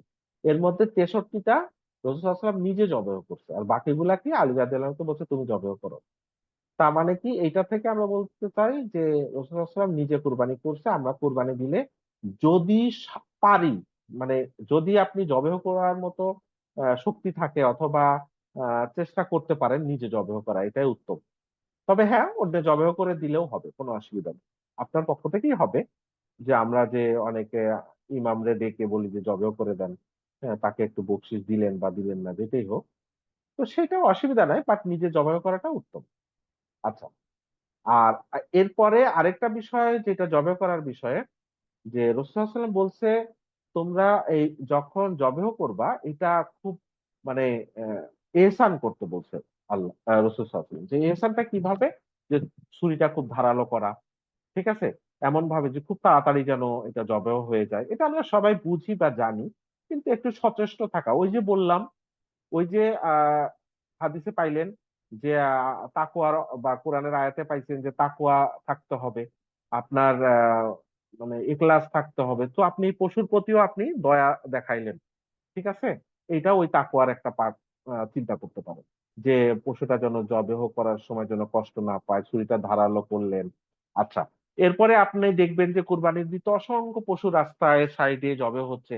আপনি একটু চেষ্টা করলেন আপনার পশুটা অন্য পশুর কুরবানিটা যেন না দেখে, ছুরিটার চেহারা যেন না দেখে, একটু গোপনে রাখলেন। ঠিক আছে? এবার সোয়াই-টোয়াই দিয়ে তারপরে ছুরিটা একটু আড়াল থেকে বের করে জবেহটা করে দিলেন। হ্যাঁ? অন্য পশু জবেহ হচ্ছে সেটা যেন সে না দেখতে পায়, সেটা একটু চেষ্টা করা। বাট হয়তো দেখে ফেলবে। এত বেশি কুরবানি হচ্ছে। তো একটু চেষ্টা করা যে ঠিক আছে, দেখে ফেলতেছে, যখন দেখে যেহেতু ফেলছে তাড়াতাড়ি শোয়াও, তাড়াতাড়ি কুরবানিটা করে ফেলি। ঠিক আছে? একটু এহসান করা আরকি। হ্যাঁ? এটা আমরা বুঝতে পারি যে পশুটা সব সব পশু, সব জীবই ব্যথা এগুলো অনুভব করে, দুঃখ অনুভব করে, এগুলো দেখে, সবই বুঝে। সো আমরা চেষ্টা করব যে পশুটা যেন কষ্ট না পায়, যত ইহসানের সহিত করা যায়। ঠিক আছে? বাট এটা জবেহ করা, এটার উপরে আম আল্লাহর নাম উচ্চারণ করা, এটা আমাদের বিধান, এটা করব। সেটা করতে গিয়ে আমরা ইহসান করব। এটা হচ্ছে ফ্যাক্ট। আচ্ছা। এরপরে রাসূল সাল্লাল্লাহু আলাইহি ওয়াসাল্লাম এই যে কুরবানির সময় কি বলতো? এই যে বললাম একটু আগে। দেখেন, বিসমিল্লাহি আল্লাহুম্মা তাকাব্বাল মিন মুহাম্মাদিন ওয়া আলি মুহাম্মাদিন। ঠিক আছে? অমিন উম্মাতি মুহাম্মদ। হ্যাঁ? ২ টা জবেহ করত। একটাতে বলতো কি? মিন মুহাম্মাদিন ওয়া আলি মুহাম্মাদিন। ঠিক আছে? আর আরেকটাতে কি বলতো? মিন উম্মাতি মুহাম্মাদিন। ঠিক আছে? তো এইটা আছে, শুধু এইটাই না, অন্য হাদিসে আসছে। ঠিক আছে? অন্য হাদিসে দেখেন কি আছে? বিসমিল্লাহ আল্লাহু আকবার।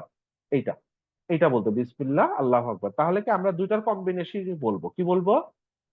যা আপনার নাম, নিজের নাম বলতে পারেন, অথবা বলতে পারেন মিন্নি, তাই না? মিন্নি, মিন যোগ মিন্নি মানে আমার হতে, আমার পক্ষ হতে। মিন্নি, আ মিন্নি ওয়া আলি ওয়া আহলি বাইতি, তাই না? এরকম। তো এরকম আরকি। তো বলবেন যে বিসমিল্লাহ আল্লাহু আকবার। হ্যাঁ, বাংলায় বলতে পারেন যে বিসমিল্লাহ আল্লাহুম্মা, আমার পক্ষ থেকে, আমার পরিবারের পক্ষ থেকে কবুল করো, এরকম আর কি। হ্যাঁ, তো এইগুলা বলতে হয়, সেটা আহ, যে জবাই করবে সে বলবে অবশ্যই। আচ্ছা, এখন এই যে কোরবানির যে বাই প্রোডাক্ট হিসেবে যে মাংসটা আসবে, সে মাংসটা আমরা কত ভাগ করব? আমরা এটা অনেকে আছে একদম সমান সমান 3 ভাগ করেন, তাই না? তো এরকম না, জাস্ট 3টা পার্টের কথা বলছে, সমান সমান করতে হবে নট নেসেসারি। এটা দেখেন আপনার এই যে কোরআনের আয়াতে এখানেই বলা আছে, দেখেন যে বলছে তুমি খাও, হুম, আপনিও, তাই না? আপনিও নাসি, তাই না? এবং কি এই যে এখানে আছে ফাকুলু, ফাকুলু মানে কি তোমরা খাও, কুলু মানে তোমরা খাও, মিনহা ওইটা হতো, তোমরা ওইটা থেকে খাও, ওয়াত এমু না, নাই, বাইসা বাইসা বাইসা মানে কি দুস্থদের খাওয়াও, হ্যাঁ, ফকিরা মানে ফকিরকে খাও, মানে দুস্থ এবং ফকিরদের খাও। এবং পরে অন্য আয়াতে আছে দেখেন যে নিজে খাও, এবং যে চায় তাকে খাওয়াও, যে চায় না তাকেও খাওয়াও। ঠিক আছে, কনিয়া। হ্যাঁ, আর এটা কি, মুতাররা। ঠিক আছে, যে চায় তাকে খাওয়াও, যে চায় না তাকেও খাওয়াও। ঠিক আছে, তাহলে কি হচ্ছে, নিজে খাও, যে চায় তাকে খাও, যে চায় না তাকে খাও। যে চায় মানে কি ফকির, তাই না? ফকির মিসকিন। আর যে চায় না, চায় না কে? আপনার আশেপাশে অনেকে চায় না, দারোয়ান হয়তো চায় না, প্রতিবেশী চায় না, যে কুরবানি দেয় দিতে পারছে না সে চায় না। ঠিক আছে, আত্মীয় স্বজন চায় না, এরা হচ্ছে চায় না, মানে চেয়ে বেড়ায় না। আর যারা চেয়ে বেড়ায় ফকির মিসকিন তাদেরকে দাও, এই যে 3টা, আর নিজে খাও। ঠিক আছে, তো এটা করব, এগুলা করতে পারি আমরা, বাট মানে এরকম না যে সমান সমান হইতে হবে, এরকম কিছু বলা নাই। তো এমন হইতে পারে যে আপনি বেশি দিলেন, ঠিক আছে, আবার এমন হইতে পারে যে একজন একটা খুব ইয়ে করে একটা ছাগল কিনছে, তো ছাগল কিনছে, সে কুরবানি সে এমনি গোশত খেতে পারে না, গরিব মানুষ, এমনি কিন্তু কুরবানি শখ করে একটা দিছে, তার নিজের খাওয়াটাই তো জরুরি, তার ছেলে মেয়ের জন্যই তো জরুরি। তো সে হয়তো অল্প একটু দিল, বেশিটা খেলো, কোনো অসুবিধা নেই। ঠিক আছে, বা আমাদের জন্য কি হয় যে আপনি একটা কুরবানি দিলেন, তো দেওয়ার পরে আপনি কিন্তু ধরেন ভুঁড়ি, তাই না, বা পায়ের নলি যেটা নেহারি খায়, এটা সারা বছর আপনারা কিনেন না, হয়তো বছরেও একবার কিনা হয় না, কিন্তু বাচ্চারা খুব শখ করতেছে যে হ্যাঁ নেহারি খাবো, নেহারি খাবো। হ্যাঁ, দেন, কুরবানি তো আপনি দিচ্ছেন, আপনার বাচ্চা মজা করে খেতে পারে, কোনো অসুবিধা নাই। এটা যে 3 ভাগ করতে হবে এরকম কোনো চিন্তা করার দরকার নাই, খেতে পারেন, অসুবিধা নাই। বা দিতেও পারেন অন্যকে, বা নিজে খেতে পারেন। ভুড়ি ভুড়ি তো সারা বছর কিনে খান না, বাচ্চারা খাবে, খাক না। কিন্তু এইটা মেন টার্গেট হবে না যে এইটার জন্য আমি দিছি, তা না।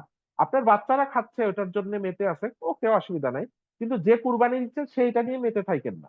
ঠিক আছে, যে হ্যাঁ ওরা খাচ্ছে, ওকে খাক, এটা তো আমার কুরবানির একটা উদ্দেশ্য যে আমার ছেলে মেয়ে আনন্দ পাইলে সেটাও সদাকা হবে, এই স্ত্রীকে খাওয়ালেও সদাকা হয়, কোনো অসুবিধা নেই।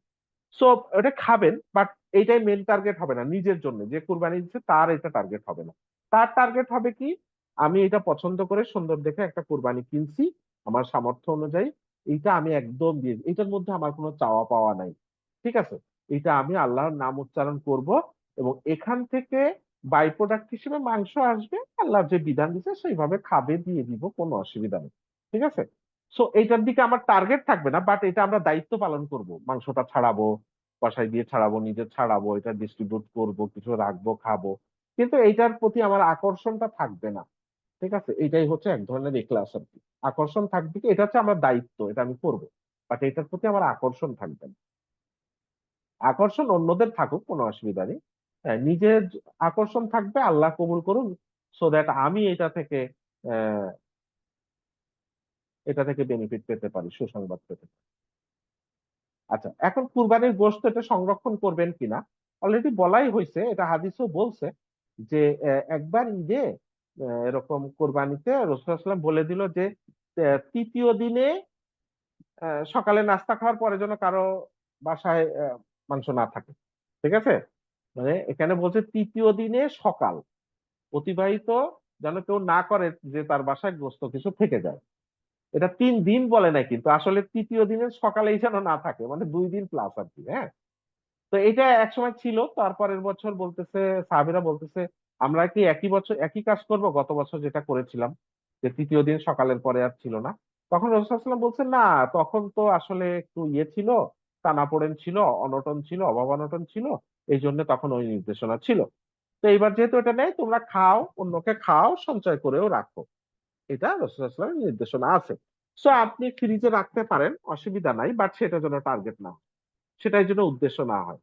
তো এখন যদি দেখেন যে হ্যাঁ, আপনার আশেপাশে অনেকে মাংস খেতে পারে না, বা আপনি কিছুদিন পর পর এক একটা প্যাকেট বের করছেন আর খাচ্ছেন, হ্যাঁ, দরকার কি? আপনি তো কিনার সামর্থ্য রাখেন, আপনি এগুলা রাখবেন কিনা? হ্যাঁ, আছে, সঞ্চয় করে রাখার কথা বলা আছে। কিন্তু ওই যে বলছে যে অভাব অনটনের কারণে, তো অভাব অনটন যদি আশেপাশে দেখেন, সেক্ষেত্রে ওইটা তো আপনি পালন করতেই পারেন। কিন্তু সঞ্চয় করে রাখাটাও আপনার জন্য অ্যালাউ আছে। আপনার তাকওয়া কোনটা শো করবে? তাকওয়া শো করবে, আপনি যত বেশি দিবেন তত বেশি আপনার তাকওয়াটা শো করবে, মানে দেখানোটা না। বাট এটা আপনার তাকওয়ার একটা পয়েন্ট আরকি। যে আপনি যত বেশি দিচ্ছেন মানে আপনার তাকওয়া বেশি। এটা অবশ্যই। আর রাখলে এটা দোষ সেটা না। সেটা অবশ্যই না। সেটা করতেই পারবে। তো এটা উইন উইন সিচুয়েশন, নিজেরা চিন্তা করতে পারবে। জি। আপনার আপনার কথা থেকে মনে হলো আর কি, আমি জানতাম না আগে, হুম। কোরবানি কি কোনো নির্দিষ্ট সময়ে শুরু হয়েছে, মানে কোনো হিজরিতে এসে শুরু হয়েছে নাকি আগে থাকতে ছিল না? না, এটা মদিনায় যাওয়ার পর। মদিনায় যাওয়ার পর। মানে শেষ ও ১০ বছর। শেষ ১০ বছর। ও তা এর আগে কি কোরবানির এর আগে বিধান হতো, ছিল না? এর আগে আমাদের ইসলামে ওইভাবে বিধান আসে না, কিন্তু তার আগে ছিল, জাহেলিয়াতরা তারা করত। এবং এই যে আয়াতগুলো নাজিল হয়েছিল তখন কুরবানি করত, ওই যে মক্কার মুশরিকরা করতো, ইব্রাহিম আলাইহিস সালামের সুন্নাহ হিসেবে করত। কিন্তু এই যে আমাদের কোরআন নাজিল হওয়ার পরে এই এই ইসলামের মধ্যে আসে নাই কখনো। ওইটা আগের জাহেলিয়াতের চর্চা ছিল, সবাই করতো সেই হিসাবে আর কি, অনেকেই করতো। ঠিক আচ্ছা আছে? আচ্ছা, ঠিক আছে। এবং তারা করতো কি, তারা আবার বেশি তাকওয়া দেখাইতো, বুঝছেন? এই আয়াতগুলা আয়াতে কেন আসছে যে নিজে খাও, অন্যদের খাও? কারণ তারা মনে করতো কি খাওয়া যাবে না, এইটা করতে হবে, রক্ত মাংস ওই যে কাবা ঘরের ওয়ালে ঝুলায় রাখতো, বুঝছেন কথা? ও তখন এগুলা করতো, ওনারা বেশি তাকওয়া দেখাইতে চাইতো আর কি, বুঝছেন? তো খাইতোই না, সেটা না। এই জন্য এই আয়াতগুলো নাজিল হয়েছে যে নিজেরা খাও, অন্যকে খাওয়াও, হ্যাঁ, যে চায় তাকে খাওয়া, যে চায় না তাকেও খাওয়াও, হ্যাঁ, এই জন্যই আসছে, তখন ওরা ওগুলা করতো আর কি। তো আমরা খাবো, অবশ্যই খাবো, দিব বেশি বেশি। টার্গেট থাকবে যে আমি ধরেন দিয়েই দিলাম পুরো, কথার কথা না, খাবো, আমরাও খাবো। ধরেন যদি দিয়েও দেই, তার মানে কি আমার প্রশান্তি যে আমি দিছি আল্লাহর জন্য, এই জিনিসটা বেশি বেশি আসবে তখন মনের মধ্যে। জি। আচ্ছা, এরপরে আমরা দেখতে চাই যে কসাইকে আপনি কুরবানি দিবেন কিনা, বা চামড়াটা দিয়ে দিবেন কিনা, গোস্ত দিবেন কিনা, এইটা নিয়ে হাদিসই আছে স্পষ্ট। ঠিক আছে? দেখেন হাদিসটা কিভাবে বলছে। আহ আলী রাদিয়াল্লাহু আনহু থেকে বর্ণিত বিষয়টা। তিনি বলেন, কি বলছে, রাসূল সাল্লাল্লাহু আলাইহি ওয়াসাল্লাম তাকে তার কুরবানির উটগুলা নিকট দাঁড়াতে বললেন, এবং এগুলোর গোশত, চামড়া, তারপরে এই যে ঝুল, ঝুল মানে কি, ঝুল মানে বোধহয় ইয়ে না, এই যে হয়তো নাড়ি ভুড়ি এগুলা হবে আর কি। এগুলো দান খয়রাত করার দিতে নির্দেশ করলেন, কিন্তু তা দিয়ে কসাইয়ের মজুরি দিতে নিষেধ করলেন। ঠিক আছে? এখন আমরা হয়তো কসাইকে এটা দিচ্ছি না যে এইটা দিয়ে তোমাকে এই এই এই চামড়া দিব, গোশত দিব, সো তুমি এটা কেটে দিয়ে দাও, এটা তো হবেই না। কিন্তু আপনি টাকা দিয়ে ঠিক করলেন, সাথে একটু মাংস দিয়ে দিলেন, সেইটা চলবে কিনা? এটা একটু রিস্ক আছে। কিরকম রিস্ক? আপনি যখন কসাইকে ঠিক করতেছেন যে কত নিবা ভাই, যে ওই গরুর দাম টাম সাইজ টাইজ ধরে সে বলল যে ১০,০০০ টাকা বা ৮,০০০ টাকা। তো এখন সে বলতেছে ১০,০০০, আপনি বলতেছেন ৮,০০০। সে রাজি হয়ে যাচ্ছে, স্যার গোশত একটু তো দিবেনই, তাই না? এখন ওইটার সাথে কিন্তু গোশত সে নিজে নিজে ট্যাগ করে নিচ্ছে। আপনি বলছেন যে না ওইটা তুমি কাউন্ট করো না, তারপরেও কিন্তু সে ভাবতেছে আচ্ছা দেখ না, ৮,০০০, আমার যদি গোশত দেয় ৫ কেজি, অসুবিধা কি? বুঝছেন? তো এই জন্য ওই মাংস দেয়াটার মধ্যেই একটা ওই ওর ওই কসাইয়ের চার্জটা ঢুকে যায় ইনডাইরেক্টলি। এই জন্য প্রথমেই বলে নিব, তোমার কিন্তু আমি গোশত দিব না ভাই, দিব না। তোমার গোশত দিব না, তোমার মজুরি কত বলো? তুমি মজুরিই পাবা, আর কিচ্ছু পাবা না। হ্যাঁ, তো এইভাবে ঠিক করে নিলাম, তারপরে ওইভাবেই সেট হয়েছে, এরপরে সব শেষ তখন দিলেন, সেটা হয়তো তখন আর তার মনের মধ্যে ওইটা আসবে না। আমার মনে হয় বুঝতে পারছেন বিষয়টা নাকি, যে কসাইকে মাংস দেওয়ার সিস্টেমটা, এটা অ্যাভয়েড করবেন, টাকা বেশি দিয়ে দিবেন। তারপরে কোরবানির কিছু সুন্নাহ আছে। সুন্নাহ কি করবেন, যেমন নখ কাটবেন না, এটা তো বলাই হলো, হ্যাঁ। ওগুলা তো গেলই। কুরবানির দিন কি করবেন, কুরবানি ঈদের দিন কি করবেন? তো এটা তো হাদিসে আছে, আপনারা জানেন যে ঈদ উল ফিতরের দিন কিছু খেয়ে তারপরে ঈদের সালাত করতে যাবেন। কি খেয়ে যাবেন? বেজোড় সংখ্যায় খেজুর, খেজুর না থাকলে কিছু মিষ্টি দিও খেয়ে আপনি ঈদের সালাত করতে যাবেন। এটা হচ্ছে ঈদ উল ফিতরে। আর ঈদ উল আজহায় কি করবেন? না খেয়ে যাবেন, ফিরে এসে খাবেন। ঠিক আছে, সালাত পড়ে এসে খাবেন। আরো উত্তম হচ্ছে রাসূল সাল্লাল্লাহু আলাইহি ওয়াসাল্লাম যেটা করতো, সেটা হচ্ছে কি, ঈদগাহ থেকে ফিরে কুরবানি করতেন। কুরবানির গোশত রান্না করে বা কলিজি রান্না করে তারপরে সেটা দিয়ে খেতেন। এখন এটা করতে কি হইতে পারে? আহ, আমাকে কি শুনতে পাচ্ছেন? হ্যালো, আমাকে শুনতে পাচ্ছেন? পাচ্ছি, পাচ্ছি, শুনতে পাচ্ছি। আচ্ছা, ঠিক আছে, একটু মানে আনস্টেবল ছিল আর কি। আচ্ছা, তাহলে কি বললাম যে রাসূল সাল্লাল্লাহু আলাইহি ওয়াসাল্লাম একটু ওই কুরবানির মাংস দিয়েই খেতেন। আমরা করতে পারি, তো করলে আমাদের কি হবে? হয়তো কষ্ট করতেছেন, কুরবানি নিয়ে দৌড়াদৌড়ি করতেছেন, হ্যাঁ। হ্যাঁ, ঠিক আছে, আপনি ওই সকালে ফজর পড়লেন, আর কিছু খাইলেন না, তার আগেও খাইলেন না, ঘুম থেকে উঠে খাইলেন না, ঈদের সালাত পড়লেন, তারপরে হয়তো দুপুর হয়ে যেতে পারে বা বিকাল হয়ে যেতে পারে, তা আমরা রোজা রাখি না? রোজা রাখি তো, কিন্তু এটা রোজা রাখছি না, আমি বলছি যে কম্পেয়ার করতেছি। অন্যদিন তো আমরা রোজা রাখলে কি হয়, এই মাগরিবে গিয়ে খাই, মাগরিবে আজান দিলে তারপরে ইফতার করি। তো এটা হয়তো আপনি এমন হইতে পারে যে রোজার নিয়ত করবেন না, কিন্তু বিষয়টা হচ্ছে এই সুন্নাহ হিসেবে, যে আপনি কুরবানির মাংসটা জবাই দিল, এক পাশ থেকে একটু মাংস নিয়ে একটু চড়াই দিলেন, বা বাসার যে মাংসটা ওটা রান্না হইতে থাকে, আর এদিকে কুরবানি বাকিটা সাইজ হইতে থাকলো, তারপর সেটা রান্না হলে সেটা মাংস দিয়ে খেলেন, বা কষানো মাংস দিয়ে একটু খেয়ে ফেললেন। এইভাবে করতে পারেন, এটা সুন্নাহ আর কি। তো আমরা তো আগেই জানি যে কুরবানি করতে হবে কবুল হওয়ার জন্য আল্লাহ রসুলের নিয়ম অনুযায়ী। যত বেশি আমরা পালন করতে পারবো তত বেশি আমরা তাকওয়ার ধারে কাছে যাচ্ছি এবং সেটা কবুলের ধারে কাছে যাচ্ছি। তো এটা এমন না কোনো একটা ছুটে গেলে একেবারে মহামারী কিছু হয়ে যাবে, এরকম কিছু না। বাট সুন্নাহ যত বেশি করতে পারবো, এটা কুরবানির সুন্নাহ। আচ্ছা, আহ মৃত ব্যক্তির পক্ষে কুরবানি করবেন কিনা, অন্যের বা মৃত ব্যক্তির পক্ষে, এরকম কোনো বিধান নাই কুরবানির বিষয়টা, এরকম কোনো হাদিসে আসে নাই, কোরআনের আয়াতে আসে নাই যে মৃত ব্যক্তির পক্ষে কুরবানি আপনি করবেন। হ্যাঁ, যদি কেউ ওসিয়ত করে যায়, একটা জমি রেখে গেছে, একটা অ্যাসেট রেখে গেছে, বলে গেছে যে আমার এই অ্যাসেটের ইনকাম থেকে প্রতি বছর কুরবানি দিবা, তখন ঠিক আছে, তখন দিবেন। কিন্তু এরকম না, কিছু না, জাস্ট একজন মারা গেছে, আমার বাবার পক্ষে কুরবানি দিলাম, এরকম আসলে নাই। এরকম বিষয়গুলা হাদিসে নাই, আছে তার পক্ষে সদাকা করা যায়। তো কুরবানিও যদি বলেন সদাকা করতে পারেন, কিন্তু তখন যদি সদাকা হিসেবে করেন সেটার মাংস নিজে খাওয়ার চেষ্টা করে না, সদাকা করছেন মানুষের দিয়ে দিন, যদি ওইভাবে দেন। আমি এইভাবে বুঝতে চাই, এবং বড় বড় আলেমরা এইভাবে বুঝছেন। সো মৃত ব্যক্তির পক্ষে, যে বাবা মারা গেছে, বাবার পক্ষে একটা দিলাম, তো সেটা কুরবানি কেন, সেটা আপনি সাদাকা পুরাটা দান করে দেন, সেটা ঠিক আছে। আদারওয়াইজ এমনি কুরবানি আসলে ওইভাবে ইয়ে নাই আর কি। যেটা আছে সদাকা করার হাদিস আছে। আর রাসূল সাল্লাল্লাহু আলাইহি ওয়াসাল্লাম নিজ উম্মতের পক্ষে দিত, সেটাও ঠিক আছে। উম্মত মানে যারা বেঁচে আছে, মারা গেছে, সবার পক্ষ থেকে এরকম বিষয়টা বুঝায় আর কি। আচ্ছা, এখন ভাগে কুরবানি করা, ভাগে কুরবানি যে করেন এইটা জায়েজ। তো জায়েজ কিন্তু উত্তম কিনা, জায়েজ বাট উত্তম, জায়েজ আর উত্তম এক জিনিস না। তো এটা হাদিসে কি আসে, বলছে যে কুরবানি যে হুদাইবিয়া নামক স্থানে, যে এটা যে উমরা করতে গেছিল, মনে আছে?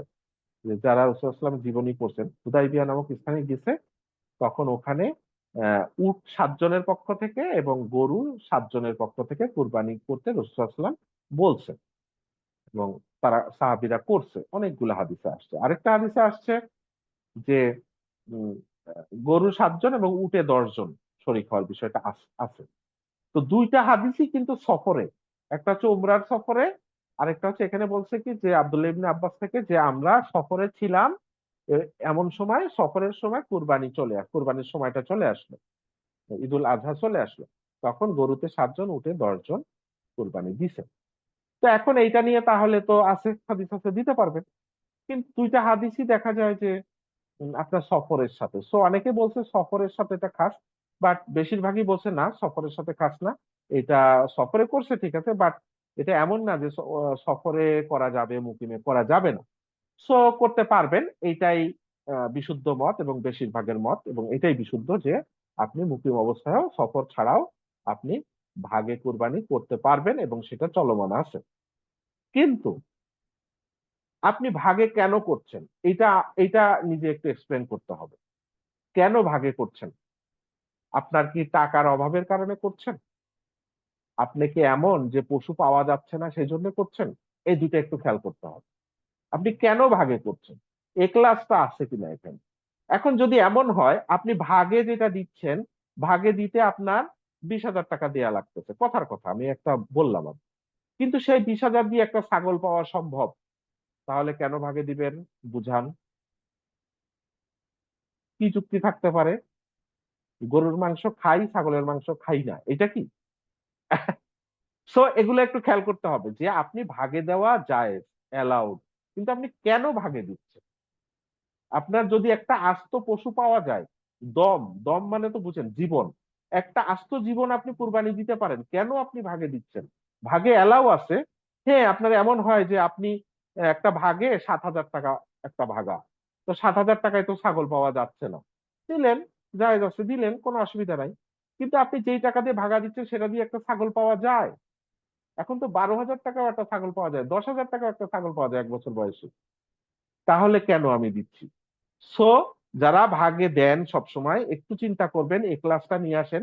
আপনি কি মাংস খাওয়ার জন্য দিচ্ছেন নাকি একটা জীবন কুরবানি দিচ্ছেন আল্লাহর জন্য?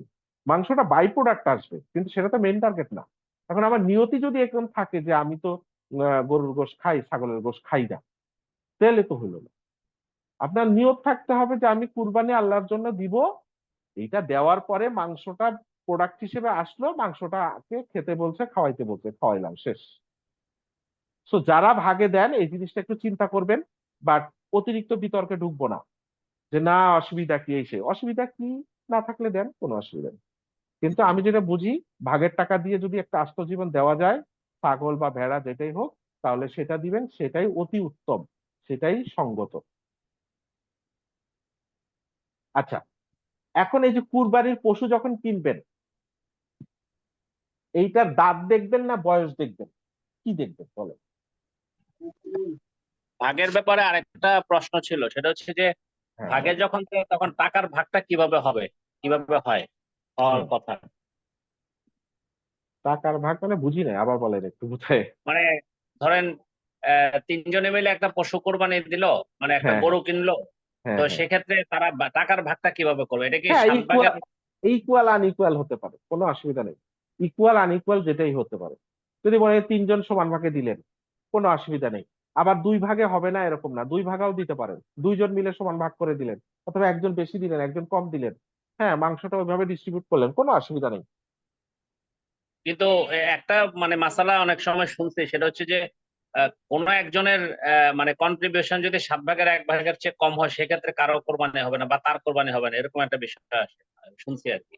আচ্ছা, এটা একটু সূক্ষ্ম বিষয় যে 7 ভাগার যে ভাগটা আসে, তার 1 ভাগের যে যেন কম না হয়, এটা ঠিক হতে পারে, আমি এটা স্পষ্ট করে বলবো না। তবে আপনার এটা ঠিক আছে হয়তো, যে এটা সাত এটা ভাগের এক লজিক্যালি তাই আছে আর কি। হ্যাঁ, না ঠিক আছে, এটা আপনারটা ঠিক আছে, যে 7 ভাগের 1 ভাগ যেটা আছে তার নিচে যেন না হয়, এটা ঠিক আছে। কিন্তু তার বেশি বা 2 জনের আনইকুয়াল সেটা হতে পারে। হ্যাঁ, সেটাও লজিক্যাল, যে আমি 7 ভাগের 1 ভাগের যে বেশি যদি হয়, সেক্ষেত্রে তো আমি মানে আচ্ছা ঠিক আছে। আর আর হুম। অনেকে, আমি এটা আধুনিক মানে শহর জীবনে অনেকে দেখছি যে এই মানে ঝামেলা এড়ানোর জন্য মনে করে কে এসব ঝামেলা করবো, ও হুম। অমুকের সাথে একটু শেয়ারে দিয়ে দিলাম, সে সব প্রসেসিং করে আমার বাসায় মাংস পৌঁছায় দিবে।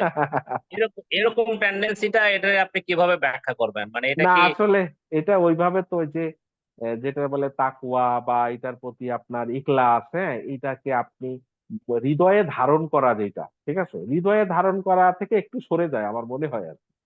হ্যাঁ, এটা হচ্ছে টাকা দিলাম 250 হয়ে যায় মনে হয়। হৃদয়ে ধারণ করতে গেলে নিয়ে আসলাম, কিনলাম, বাসায় নিয়ে আসলাম, তাই না? একটু খাওয়াইলাম এটাকে, যে এটা আমার সামর্থ্যের মধ্যে কিনছি পছন্দ করে, এখন আমি এটা বিসমিল্লাহ আল্লাহু আকবার, হ্যাঁ, আমি আল্লাহ যেন কবুল করে, তার বিনিময়ে যেন আমি সুসংবাদ পাই, এরকম করে আর কি। এখন যদি একটা ফার্মে গিয়ে দিয়ে দেন, হতে পারে মানে নেগেটিভ কিছু নাই বলি আর কি, এখন কিভাবে বলবো আর কি এটাকে নেগেটিভ না বলে এটা নিশ্চয়ই উত্তম না। যদি আপনি বাসায় নিয়ে এসে নিজের মতো করে একটু চর্চা করে দেন, সেটা নিশ্চয়ই উত্তম হবে। এই আর কি। আচ্ছা, যেটা বলছিলাম যে গরু বা ছাগল যেটা কিনবেন, এটা দাঁত দেখবেন না বয়স দেখবেন, কোনটা? এগুলা স্পষ্ট হাদিসে যেটা আছে যে তোমরা মুসিন্না মুসিন্না ছাড়া কোরবানি দিও না। মুসিন্না মানে হচ্ছে আপনার যেটা দুধ দাঁত বলি আর কি হ্যাঁ, মানে প্রথম যে দাঁতটা থাকে ওটাকে দুধ দাঁত বলে, হ্যাঁ, সেটা মানুষের হোক পশুর হোক সবারই হয়। ওই দুধ দাঁতটা পড়ে যাবে, পড়ে যাওয়ার পরে নতুন দাঁত উঠবে। দুধ দাঁতটা পড়ে যাওয়াটা এটা হচ্ছে পড়ে গেলে যে পশুটার যে সিকোয়েন্সটা আসে সেটাকে বলে মুসিন্না। ঠিক আছে? তো বলছে তোমরা মুসিন্না ছাড়া কোরবানি দিও না। ঠিক আছে? তো এখন সেই হিসেবে মুসিন্না আপনি আহ, তার মানে কি দাঁত ওঠা, এই জন্য দাঁতের বিষয়টা আসে। এবং এইটা হাদিসে আছে আম ভাবে সকল পশুর জন্য, সেটা উট, গরু, ছাগল, ভেড়া সবকিছুর জন্য। তো এগুলা থেকে দেখা যায় যে উট 5 বছরের নিচে ওই মুসিন্না হয় না। তো 5 বছর ওইভাবে ঠিক করা হয়েছে। গরু 2 বছরের কম বেশি, 2 বছরের কাছাকাছি না হইলে মুসিন্না হয় না, মানে দাঁত পড়ে না। আর ছাগলের ক্ষেত্রে 1 বছরে মুসিন্না হয়, 1 বছরে দাঁত পড়ে দাঁত উঠে। সো এইভাবে নির্দিষ্ট করা হয়েছে। সো দাঁত দেখাটাই উত্তম। তবে কোন কোন পশুর হতে পারে এরকম, আপনি নিজে পুষতেছেন, আপনি জানেন এর বয়স হয়েছে। ছাগলের ক্ষেত্রে যেহেতু 1 বছরের কথাটা উল্লেখ আছে, রাসূলুল্লাহ সাল্লাল্লাহু আলাইহি ওয়াসাল্লাম বলছে 1 বছর বয়সের ছাগল কোরবানি। তো 1 বছর হয়ে গেছে কিন্তু তার দাঁত পড়ে না, দিয়ে দেন কোরবানি, কোনো অসুবিধা নেই। গরু 2 বছর হয়ে গেছে, তার দাঁত পড়ার কথা কিন্তু পড়তেছে না, কিন্তু সে হৃষ্টপুষ্ট, কোরবানি দিতে পারবে।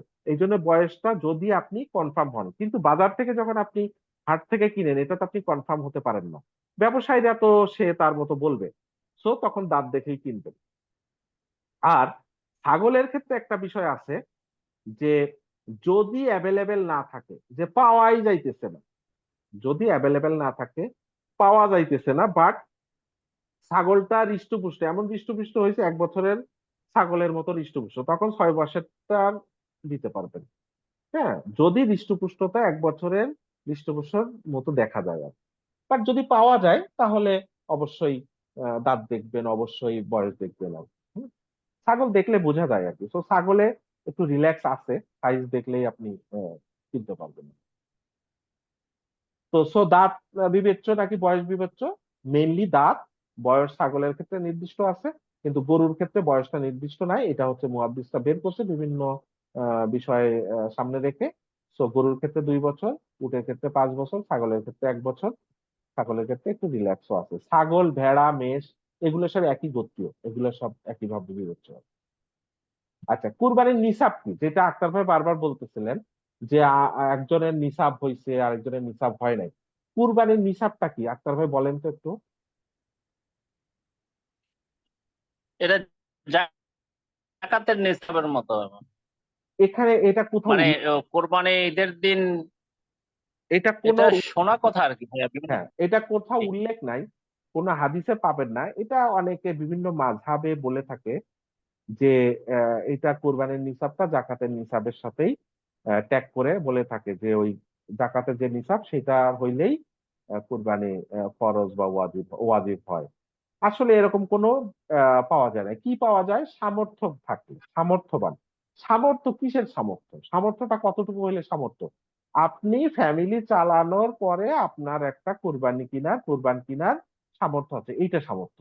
এইটা হচ্ছে খুবই মানে খুব বেশির মতামত এবং বিশুদ্ধ মতামত। যে নিসাব বলতে আসলে স্পেসিফিক নিসাব না, সামর্থ্য। সামর্থ্য হচ্ছে কি, আপনি কুরবানির দিন ঈদের বাজার করছেন, চাল ডাল সবই আছে, আপনি চলার মতো সংসারে টাকা পয়সা আছে, এরপরে আপনি একটা ছাগল কেনার সামর্থ্য রাখেন বা একটা গরু কেনার সামর্থ্য রাখেন। হ্যাঁ, আপনার 7.5 ভরি থাকলো কি না থাকলো যায় আসেন, আপনি একটা ছাগল 20,000 টাকা আপনার কাছে আছে, 15,000 টাকা আছে, কিনতে পারেন। আপনার আপনার সামর্থ্য আছে। আসলে স্পেসিফিক কোনো নিসাব কোথাও বলা নাই, যদিও মাযহাবে বলে থাকে। ঠিক আছে, বিভিন্ন মাযহাবে। না কিন্তু ভাইয়া একটা রিলেটেড একটা ইয়া আছে, একটা প্রশ্ন আছে। হ্যাঁ, প্রশ্নটা হচ্ছে ভাইয়া, এরকম একটা ইয়া আছে, মাসালা শুনছি, সেটা হচ্ছে যে আপনার উপর কোরবানি ফরজ, আপনি কোরবানির পশু কিনলেন, এরপরে কোরবানির পশুটা হারায় গেল, তা হুম। আপনার জন্য তখন কোরবানি হয়ে গেছে ধরে নেওয়া যায়। কিন্তু আমি শখ করে, আমার উপর ওয়াজিব না, আমি কোরবানি করার উদ্দেশ্যে মানে পশু ক্রয় করলাম, হুম। তখন আমার উপর এটা ওয়াজিব হয়ে গেল। সেই ক্ষেত্রে যদি পশুটা হারায় যায়, আমাকে আরেকটা মানে জরিমানা দিতে হবে, আরেকটা আমাকে মাস্ট করতে হবে। তো এই না জিনিসটা আপনি ডিফারেন্সিয়েট কিভাবে করবেন যে না আমি আমার সামর্থ্য আছে একটা গরু কিনলাম আর কি, হুম। যে আবার ঠিক আছে আমি তো চাইলে একটা তো এখন এই গরুটা হারায় গেল, তখন কি আমি এটাকে আমার উপর ওয়াজিব হিসাবে আমি আরেকটা দেব, নাকি এটা মানে আমার উপর ওয়াজিব ছিল এই বললে আমার ওয়াজিব আদায় হয়ে গেছে, নাকি আমি শখ করে কিনতে দেখে আমাকে জরিমানা দিতে হবে? হ্যাঁ, যদি হারায় যায়, এটার মাসালাটা এরকম, যদি হারায় যায়, আপনার হারায় যাওয়ার পরে আবারও আপনার সামর্থ্য আছে আরেকটা কিনার, আরেকটা কিনেন, কিনে কোম্পানি দেন। আর যদি তারপরে যেটা কিনছেন ওর পরে আর সামর্থ্য নাই, দরকার নাই, আপনি যেটা কিনছেন ওতেই কবুল হয়ে যান ইনশাল্লাহ। এটাই। এখন বিভিন্ন না মাযহাব ভাইয়া, বিভিন্ন না রকম ভাইয়া, আছে। ভাইয়া একটু আমি আপনার না থাকলে কিনবেন কোত্থেকে? না ওইটাই ভাইয়া, এই জিনিসটা একটু আপনাকে মানে আপনাকে এই জিনিসটা আপনি তো অনেক খুঁটিনাটি বলেন, এই জন্য মানে ওই হুজুরদের মাসালার উপর যে আপনার থেকে আমি বেশি প্রাধান্য দেবো, বাট হুজুররা যেটা বলছে সেটার ইন্টেন্টটা এরকম যে আমি আননেসেসারি মানে বাড়াবাড়ি করছি, যে আমার আসলে শখ করে আমি ওই কিনলাম, আমার আসলে সামর্থ্য নাই বা আমার না, উপর শখ কোরবানি না তো, ওটা ওয়াজিব শখ হয় নাই। না, তার সামর্থ্য আছে, ওটাই ওটা শখ না, ওটা কুরবানিতে তার না সামর্থ্য ভাই, আছে আমার মানে সামর্থ্য না। ছিল না, আমার নিসাবটা, সামর্থ্য ছিল না, নিসাবটা যে আমি শখ বললেন করেই কিনছি। 7.5 ভরি, নিসাবটা কে বললো? রাসূল জি, সাল্লাল্লাহু আলাইহি ওয়াসাল্লাম বলছে?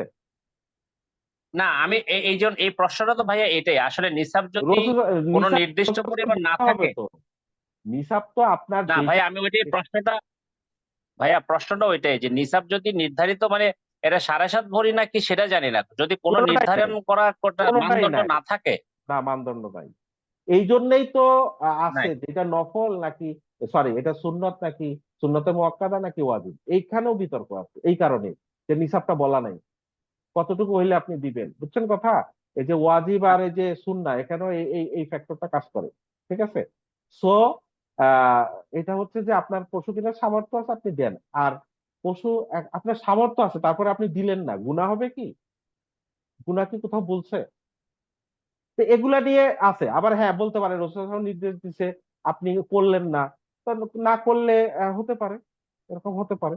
কিন্তু কথা হচ্ছে অনেক, যেমন আচ্ছা আপনার ভাইয়া, আমি আমার একজন বোনের একটা প্রশ্ন আপনাকে করি, উনি আমাকে ওই দিন আসছিল আমার বাসা, উনি আমাকে প্রশ্নটা করছে, হুম, মানে ওনার মানে উনি ইয়ে আর কি মানে ডিভোর্সি, হ্যাঁ উনি ডিভোর্সি, ওনার একটা মেয়ে আছে এবং উনি জাস্ট হোমিওপ্যাথি প্র্যাকটিস করে, ওনার বাবার সংসারে উনি থাকে, তো ওনার সঞ্চয় বলতে ওনার একটা 4 লাখ টাকা ওনার একটা ডিপোজিট আছে, এর বাইরে উনি বাবার উপর ডিপেন্ডেন্ট, তার নিজস্ব কোনো রানিং ইয়ে নাই, তার মেয়েটাও তার মানে নানার বলতে গেলে নানার ইয়াতেই সে ইয়ে হচ্ছে, তো ওনাকে কেউ একজন বলছে যে আপনার 4 লাখ টাকা ব্যাংকে আছে, আপনার তো কোরবানি দিতে হবে। তো উনি খুব কনফিউজ হয়ে গেছে, যে আমাকে বলে যে ভাইয়া আমি কি করবো, আমার কি কোরবানি আমার উপর ওয়াজিব কিনা। তো উনাকে আমি কোনো জবাব দিতে পারি না, আমি বলছি, আপনি কোনো একজন মুফতির সাথে বুঝেন, আপনি এই ব্যাপারে কি বলবেন যে ওনার ক্ষেত্রে কি করণীয়? ওনার কোনো রানিং তেমন কোনো ইনকাম নাই, আর 4 লাখ টাকা ওনার সঞ্চয় আছে, এই জাস্ট এটা উনি ব্যাংকে রেখে দিছে, এটার হয়তো কিছু প্রফিট টফিট পায়, এটা এটা উনি ইয়া করে, তো উনি কি কোরবানি দেওয়া কি শুনেন, তার জন্য এখন ওয়াজিব? এখন যে বলবে কুরবানি দিয়া ওয়াজিব, ঠিক আছে? জি, এখন জি, আপনার কুরবানির নিসাব তো আপনার বলা নাই, বলছে সামর্থ্য থাকলে আপনি কুরবানি দিতে বলছে, ঠিক আছে? এক জি, পরিবারের জি, পক্ষ থেকে একজন দিবে। আর সবচেয়ে বড় কথা কি জানেন, একজন নারীর তার নিজের দায়িত্ব নিজের না, ঠিক জি, আছে? সে তার জি, কোন ফেজে সে আহ, আহ, যখন জন্মগ্রহণ করে তারপর থেকে, সে যখন বাবার সাথে থাকে, তার স্বামীর সাথে থাকে, তার স্বামী না থাকে, মারা যায়, কোনো ফেজেই তার দায়িত্ব তার নিজের না। সো সে একটা জি। ফ্যামিলিকে কি বলে রিপ্রেজেন্ট করে না। তো সেইটা রিপ্রেজেন্ট করা এক জিনিস, কিন্তু সামর্থ্য থাকলে একজন কুরবানি দিতে পারে, সেটাই সঙ্গত। এবং তার যে আছে তার দিলে আহ, দিতেই হবে এরকম করে আমি বলবো না অ্যাটলিস্ট, ঠিক আছে? আচ্ছা, আচ্ছা, আবার আহ, আহ, দেওয়াটা ভালো, সেটাও ঠিক আছে, তবে আচ্ছা, দিতেই হবে এরকম করে আমি বলবো না, কারণ ওইভাবে বাধ্যবাধকতা রাসূল সাল্লাল্লাহু আলাইহি ওয়াসাল্লাম করে নাই, ঠিক আছে? হ্যাঁ, একটা আচ্ছা, বলছে যে বাধ্যবাধকতা, যে যার সামর্থ্য আছে কুরবানি দিল না, সেজন্য ঈদের সলাৎ করতে না আসে, ঈদগাহে না আসে। তো এটা কড়া হুম, বক্তব্য। তো সেই হিসাব হুম, করে আপনি বলতে পারেন যে হ্যাঁ দেওয়াটা উচিত, হ্যাঁ, দেওয়া উচিত, এভাবে চিন্তা করতে পারেন। বাট এটা না দিলে গুনাহ হবে, এইভাবে স্টেটমেন্ট যেহেতু রাসূল সাল্লাল্লাহু আলাইহি ওয়াসাল্লাম বলে নাই, আমরাও বলতে পারি না। ঠিক আছে? সালাত ওকে না ওকে পড়লে ভাইয়া, ঠিক আছে, ক্লিয়ার। সালাত না পড়লে জাহান্নামে যেতে হবে, স্পষ্ট বলা আছে। হ্যাঁ, রোজার সময় রোজা না রাখলে এর জন্য শাস্তি পেতে হবে, বলা আছে। হজের হজের সামর্থ্য আছে, হজ করছে না, এর জন্য বলা আছে, শাস্তির কথা বলা আছে। কিন্তু কুরবানি না করলে শাস্তি হবে এরকম বলা নাই। হ্যাঁ, রাসূল সাল্লাল্লাহু আলাইহি ওয়াসাল্লামের কড়া নির্দেশ, সেটা পালন করে নাই, এইটাই। বাট এটার জন্য পানিশমেন্ট হবে এরকম যেহেতু বলা নাই, তো আমরা বলতে পারি না। ঠিক আছে, এই আর কি। এখন এটা সে দিতে পারে, ছোট একটা ছাগল দিতে পারে, অসুবিধা কোথায়? 12,000 10,000 একটা দিতে পারে। আবার যদি মনে করে না দিব না, গুনাহ হবে, এটা আমি বলতে বলতে পারবো না। ঠিক আছে? আর এই ওকে ভাইয়া, ক্লিয়ার ক্লিয়ার। কুরবানির বিষয়গুলা আসলে এত বেশি মাসালা আছে, এবং কুরবানির বিষয়ে যত বেশি জাল জয়ীফ হাদিস আছে, অন্য বিষয়ে খুব কমই আছে এরকম আর কি। হ্যাঁ, তো মানুষ এগুলা মানে বিভিন্ন ভাবে আসছে আর কি এগুলা। তো যখনই দেখবেন যে আমাদের সমাজে দেখবেন অনেক শায়েখ আছে, অনেক ইমাম সাহেব আছে, অনেক এক এক মসজিদে দেখবেন এক এক ধরনের খুতবা দিচ্ছে, বয়ান দিচ্ছে, ইউটিউবে দিচ্ছে। আপনি কোনটা নিবেন? এটা একটা ফিতনা তো। এই জন্য আপনাকে যে বলবে, বলবেন দলিলটা কোথায় একটু বলেন, কোন হাদিসে আছে, কোন আয়াতে আছে, আপনি মিলায়ে দেখবেন। সো ওইভাবে এখন আপনি যদি বলেন যে ওই আহ, একটা আলেমের কাছে জিজ্ঞেস করব, তা দেখবেন 4 আলেম 4 রকম বলতেছে, তো কোথায় যাবেন? এই জন্য দলিল খুঁজবেন। দলিল মানে ওই রিলেটেড হাদিসে কি বলছে, ওই হাদিস বিবেচনা করে আমল করবেন। তাতে যদি আপনার ভুলও হয়, আল্লাহ আপনাকে পাকড়াও করবে না। কোনো ব্যক্তিকে জিজ্ঞেস করে ভুল ফতোয়া নিলে এইটা একটু ঝামেলা আছে, এবং বেশিরভাগ দেখবেন এক একজন এক ধরনের মাসালা দিচ্ছে। এই জন্য আমি বলবো যে আপনি দলিল খুঁজবেন। যখন দলিল থাকবে না, আপনি আপনার আকল খাটাইতে পারবেন। ঠিক আছে? এই যে নিসাব, কুরবানির নিসাব, কোনো দলিল পাচ্ছেন না, এখন আপনি আকল খাটান, আপনার যেটা বেস্ট মনে হবে করবেন, আল্লাহ নিশ্চয়ই পাকড়াও করবে না। এটা আমি এইভাবে বুঝি আর কি। হ্যাঁ? আচ্ছা, আর ঋণী ব্যক্তি, কারো ঋণ আছে, ধরেন ব্যাংকের ঋণ আছে বা কারো কাছে ঋণ আছে, সে কি কুরবানি দিবে কিনা বা জাকাত দিবে কিনা? সময় অনেক হয়ে গেছে, শেষ করে দিব হয়তো 5-7 মিনিট। এটা আরেকদিন আর বসবো না, এটা নিয়ে আজকে শেষ করে দিব ইনশাল্লাহ। ঋণী ব্যক্তি কুরবানি বা জাকাত দিবে কি দিবে না? যার ঋণ আছে, প্রথম কথা হচ্ছে যে সে ঋণ শোধ দিবে, এইটাই হচ্ছে সবচেয়ে বড় বড় ব্যাপার, যে তাকে ঋণ শোধ দিতে হবে। এখন যদি এমন হয় যে সে ঋণ নিছে 10 বছরের জন্য, আস্তে আস্তে কিস্তি যাচ্ছে, এমনি তার কুরবানির সামর্থ্য আছে, তাহলে এটা কুরবানিকে বাধা দিচ্ছে না, আপনি কুরবানি দিতেই পারেন। ঠিক আছে, আপনার ওটা সামর্থ্য আছে। কিন্তু আপনি এমনি তা না, আপনি একজনের কাছে আপনি নিছেন, 1 লাখ টাকা নিছেন। এখন হয়তো আপনি বলছেন যে 3 মাস পরে দিব, বাই দিস টাইম আপনার 1 লাখ টাকা জোগাড়ও হয়ে গেছে, আরো হয়তো জোগাড় হয়েছে, 1 লাখ টাকাই জোগাড় হয়েছে। এখন আপনি কুরবানি দিবেন না ওই লোকের শোধ দিয়ে দিবেন? অবশ্যই শোধ দিয়ে দিবেন। এটাই হচ্ছে আর জাকাতের ক্ষেত্রে ঋণ থাকলে জাকাত দিবে কিনা, আমাদের এই বাংলাদেশে এবং অনেক বড় বড় আলেমরাও এটা বলে, আমি একমত না। কারণ দলিলটা বলে না। দলিল হচ্ছে ঋণ থাকলে আপনি আগে ঋণ শোধ দিয়ে দেন, আপনার শোধ দেওয়ার পরে যদি আপনার না থাকে নিসাব, আপনি জাকাত দিবেন না। কিন্তু আপনি শোধ দিচ্ছেন না, তাহলে ওই টাকার উপর জাকাত দিতে হবে। যদি বলেন না আমি তো ঋণী, তাহলে ঋণ শোধ দিয়ে দেন। আর ঋণ আমার তো নিছি 5 বছরের জন্য, তা 5 বছর তাহলে জাকাত দেন।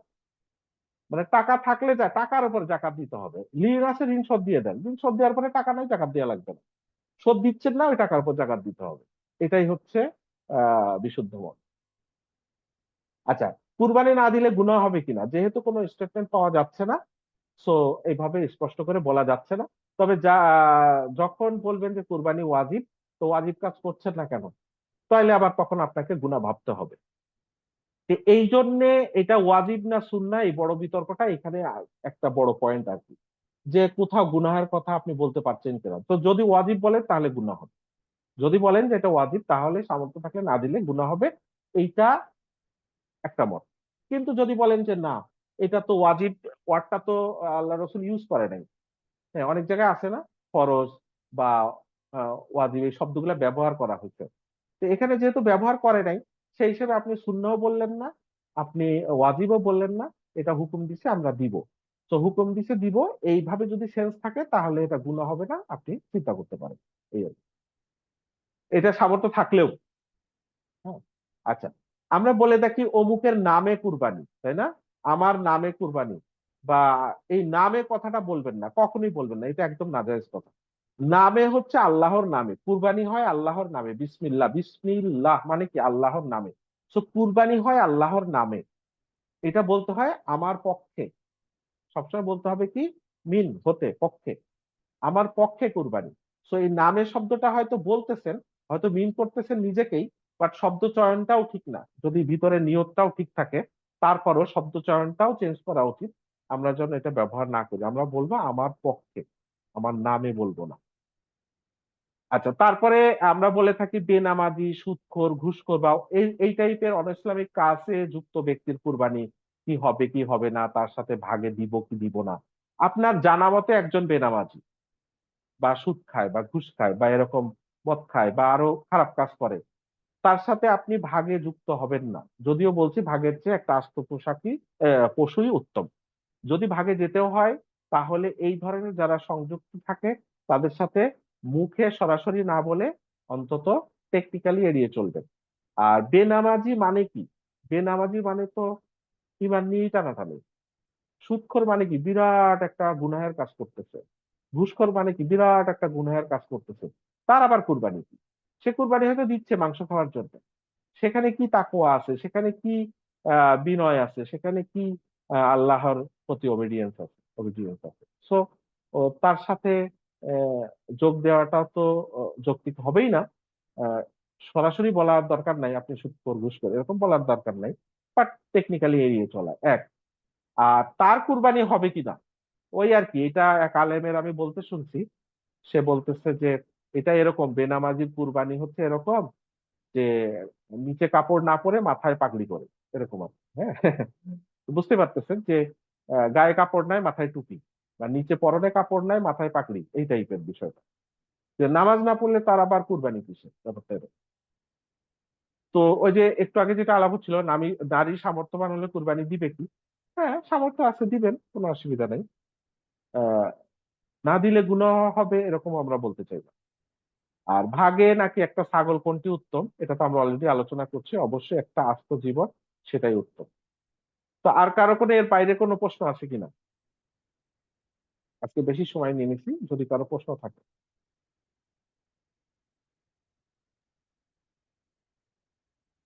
কেউ কিছু বলবেন কিনা?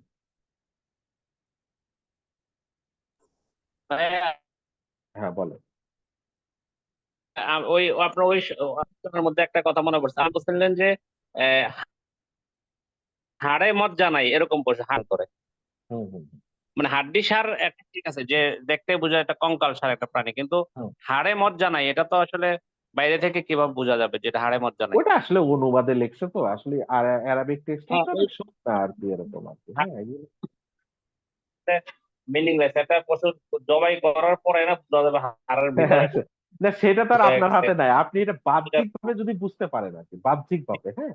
বাহ্যিকভাবে দেখতেছেন যে এটা হ্যাঁ, একেবারে রোগা, হাড়-মাড় দেখা যাইতেছে। ঠিক আছে? হ্যাঁ, একেবারে রোগা। হ্যাঁ, হ্যাঁ, সেইটা হচ্ছে এভয়েড করতে হবে। হ্যাঁ, মানে যেটা হাড্ডি সার যেটা আপনি আর বলছেন কি আর কি, সব বাট হ্যাঁ, হাড়ে হ্যাঁ। মজ্জা নাই কথা মানে একটু, মানে ওইগুলো হয়তো ট্রান্সলেশন একটু হ্যাঁ, ইয়ে ওটা তো হয়েছে আমি মানে লেখি নাই, ওটা কপি করে ওখানে বসাইছি। আমার দোষ নাই ভাই। যারা অনুবাদ করছে তারা আসলে হাড়ে হ্যাঁ, মজ্জা নাই কথাটা তেমন একটু ইয়ে লাগে। হ্যাঁ। এইজন্য অ্যারাবিক টেক্সটটা পড়লে দেখবেন যে বুঝতে পারবেন। আর কারো কোনো প্রশ্ন আছে?